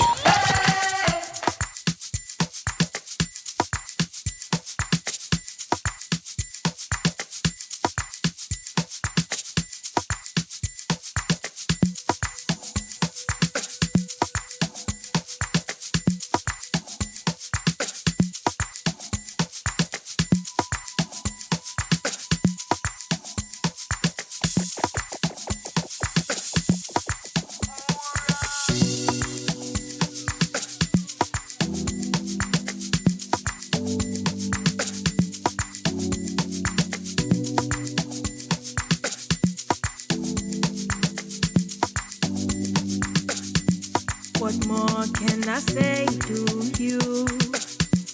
You know that I'm here falling. You calling, I'll be running. Anything you know I'll do for you. I want to call you mine. Let me call you tonight. Nikwambie nakupenda. Hakuna mali minaenda. So baby njoo ninatenda loving. Niko tayari kukupenda. Sina time, nataka tuwe who drop the line. Waiting on you to decide. I'm only waiting for a lifetime. Spending all night, wishing I was in your sight. We'd be going on alright. Ukinipa do a night to give you loving, loving, loving like never before. I'll make you feel something, something, something that you didn't know. Oh, I'll give you loving, loving, oh, loving like never before. I'll make you feel something, baby, something, yo, something that you didn't know. I did it.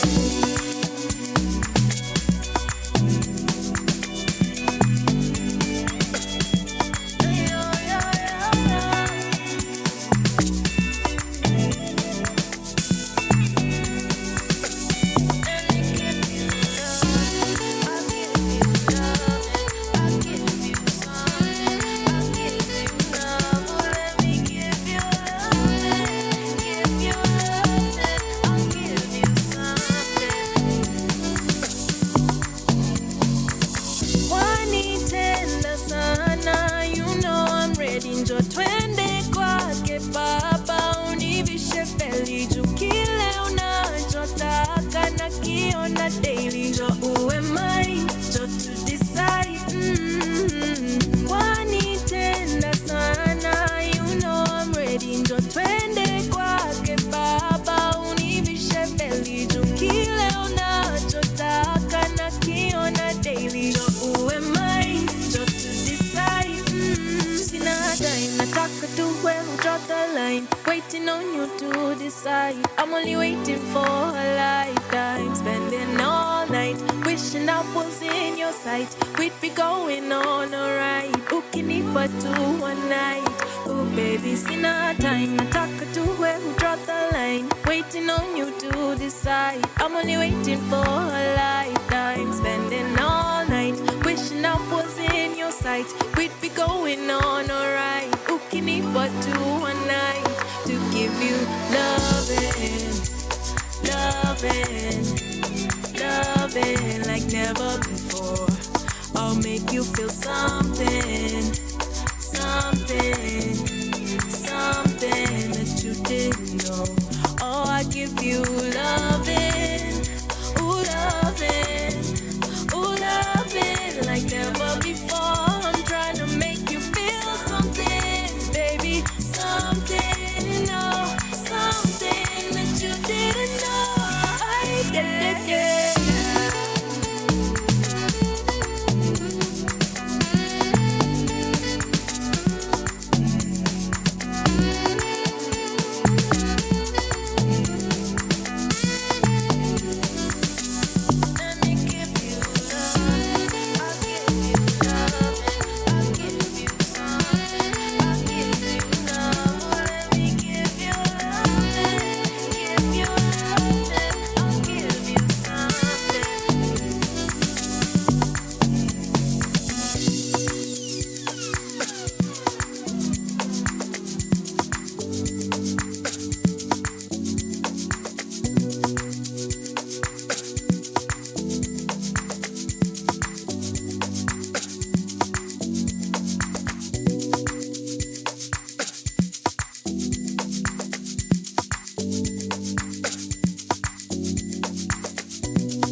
Shout out Nduta bana. Last weekend, that is where I was. Had a good time. As the queens were killing it. But it was mostly full of men. But bado pia waliwa show ilikuwa fiti sana. Asanteni sana. Saa hizi nikimaliza hii show, nakimbia wapi? Nakimbia pale Koda, Kendrill Towers, Flotti. Kucheki Monski, but everyone else doing the Nairobi showcase of Perform Music Incubator. Wale wengine pale watakuwa kibao. It's quite a group. Wameanza na Birech, Mambo Brown. Shout out Mambo. I like Mambo, cool guy. Naona kuna Tugi Waiyaki pia atakuwa na perform. I love Tugi, but definitely pale nimeenda kucheki nani? Nimeenda kucheki Monski and Tugi Waiyaki. I hope I'll see you there because performing arts are alive just like the industry is alive. This particular weekend tumekuwa tukiwa show. Zile shows zina happen last week. You remember we had Life After Likes na nikasema watakuwa na show this particular weekend. So have you checked them out on their socials? Go check them out. Uangalie kile akina Ali wana to show. We had the queens in the studio pia kitu show. This weekend is happening and you're definitely going to be with them. Saturday jioni, alafu Sunday kuna Shombekse and out after, and check them out. This and every other weekend, we definitely have something showing. Tuambia kabla hiyo weekend ingine ifike, katikati kuna public holiday which is Labor Day. We are having, directed by yours truly, written by Mohamed Komeja. We're having Picha and we had Polyann in the studio akituambia hiyo show ni maridadi sana. If for nothing else, kama ucheki Sinzake na Ndunda. Zile maneno anafanya pale maze, mambo mbaya. Mambo mbaya. In fact, hii show usilete under 16. It's quite deep in all different ways. Ikienda to the slightly erotic but also to the very, very disturbing. We've had a bit of everything from laughter upon laughter, but also heartbreak and people crying. So it's one of those where you're seeing life on stage. But otherwise, kile nimewambia highlight yetu for this particular weekend is go to the freaking cinemas. Let's go. Check out what our phenomenal directors are doing out there. Najua Blackbird is showing. Najua all these other shows are showing. But nasema, for now, priority, weka do yako and watch Sinners. That's the review I did at the beginning of the show. Now, Sinners is so important. I promise you this. It is going to change how cinema looks in terms of producing and also shooting, because the technology they've used for Michael B. Jordan to play his... Maze, ukiona Pauline huku tu akisema Michael, hadi amejiuma kakidole akisema Michael B. Jordan. Well, he's a snack.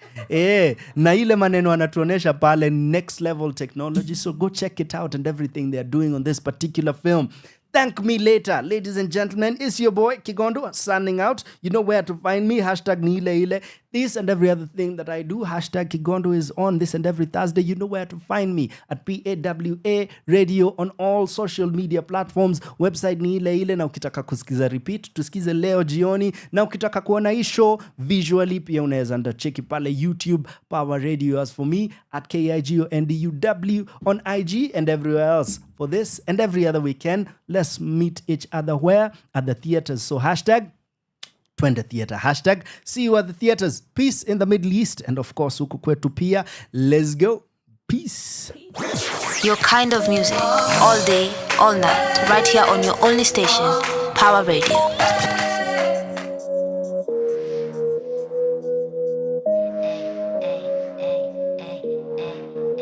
Yes, sir, ladies and gentlemen, this is Monski. I'm going to watch Monski. Udem Nimbaya. I love Monski because we gotta keep moving. Let's go.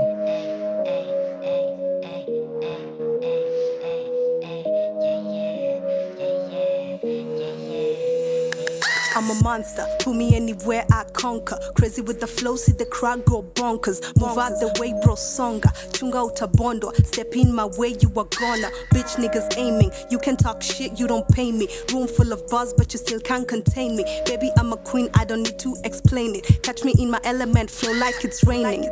Niko stu nikikesha, nakumbuka wakicheka. Cheki wakanesa, na we all about the pesa. Hizo watu walimeza. Ni mbaya, maze shout out Monski. Shout out Monski, maze. The queen herself. I love this woman. She's so phenomenal with the mic. She's a beautiful performer. And if you can, catch her this evening. And if you can, check her out on Spotify and everywhere else. Na vile pia tumesema, check out Mido. Lakini for now, the queen is roaring. And she's good at what she does. Let's go, Monski. I'm a monster. Put me anywhere I conquer. Crazy with the flow, see the crowd go bonkers. Move out the way, bro, songa. Chunga utabondo. Step in my way, you are gonna. Bitch niggas aiming. You can talk shit, you don't pay me. Room full of buzz, but you still can't contain me. Baby, I'm a queen, I don't need to explain it. Catch me in my element, flow like it's raining. Niko stu nikikesha. Nakumbuka wakicheka. Cheki wakanesa. Now we all about the pesa. Hizo watu walimeza. Rocking with the mega. New school, no lectures. Life is a movie, who's the director? Rapping my grooves now, waiter na letter. We making moves, we bado unateta. Keep moving, wakiendelea kubonga. Tunazidi tu kusonga. Baby keep moving, don't quit this for no one. You're not messing with the wrong one. Baby keep moving, nitachapa kila kona. Niko mbele sitakoma. Baby keep moving, had that chance, now it's your turn. Don't quit this for no one. Baby keep. Grew up on that KE, Nas rat-a-tat. When they come to the east side, tell them who the mic. I'm surprised, you surprised I can rap. I do it for the girls in the trap. Young girl, get the bag. Out goes the old, now here comes the young. Buzz when you clip, son, here comes the bang. All is on the list, man. Club, bill a wristband. Better feature, man. Kali calling me a snack. What you want? I'm repping for the Snickers and the pumps. They love me like Obama, man. They love you like Trump. You were cutting snakes, I was real from the jump. If big was from the hood, then I guess we're from the dump. Third world spitter, trying to get bigger. Lash na mashooks, go figure. Do it for the love, usifanye juu ya sifa. Vision mina sifa, till the world knows who we are. Baby keep moving, wakiendelea kubonga. Tunazidi tu kusonga. Baby keep moving, don't quit this for no one. You're not messing with the wrong one. Baby keep moving, nitachapa kila kona. Niko mbele sitakoma. Baby keep moving, had that chance, now it's your turn. Don't quit this for no one. Baby keep. Can you live up to the hype? Yeah, I get the party hyped. Top spot, that's light work. Shake it like it don't work. Shake, shake, shake, shake, shake. Shake it like it don't work. Work, work, work, work, work. Yeah, I live up to the hype.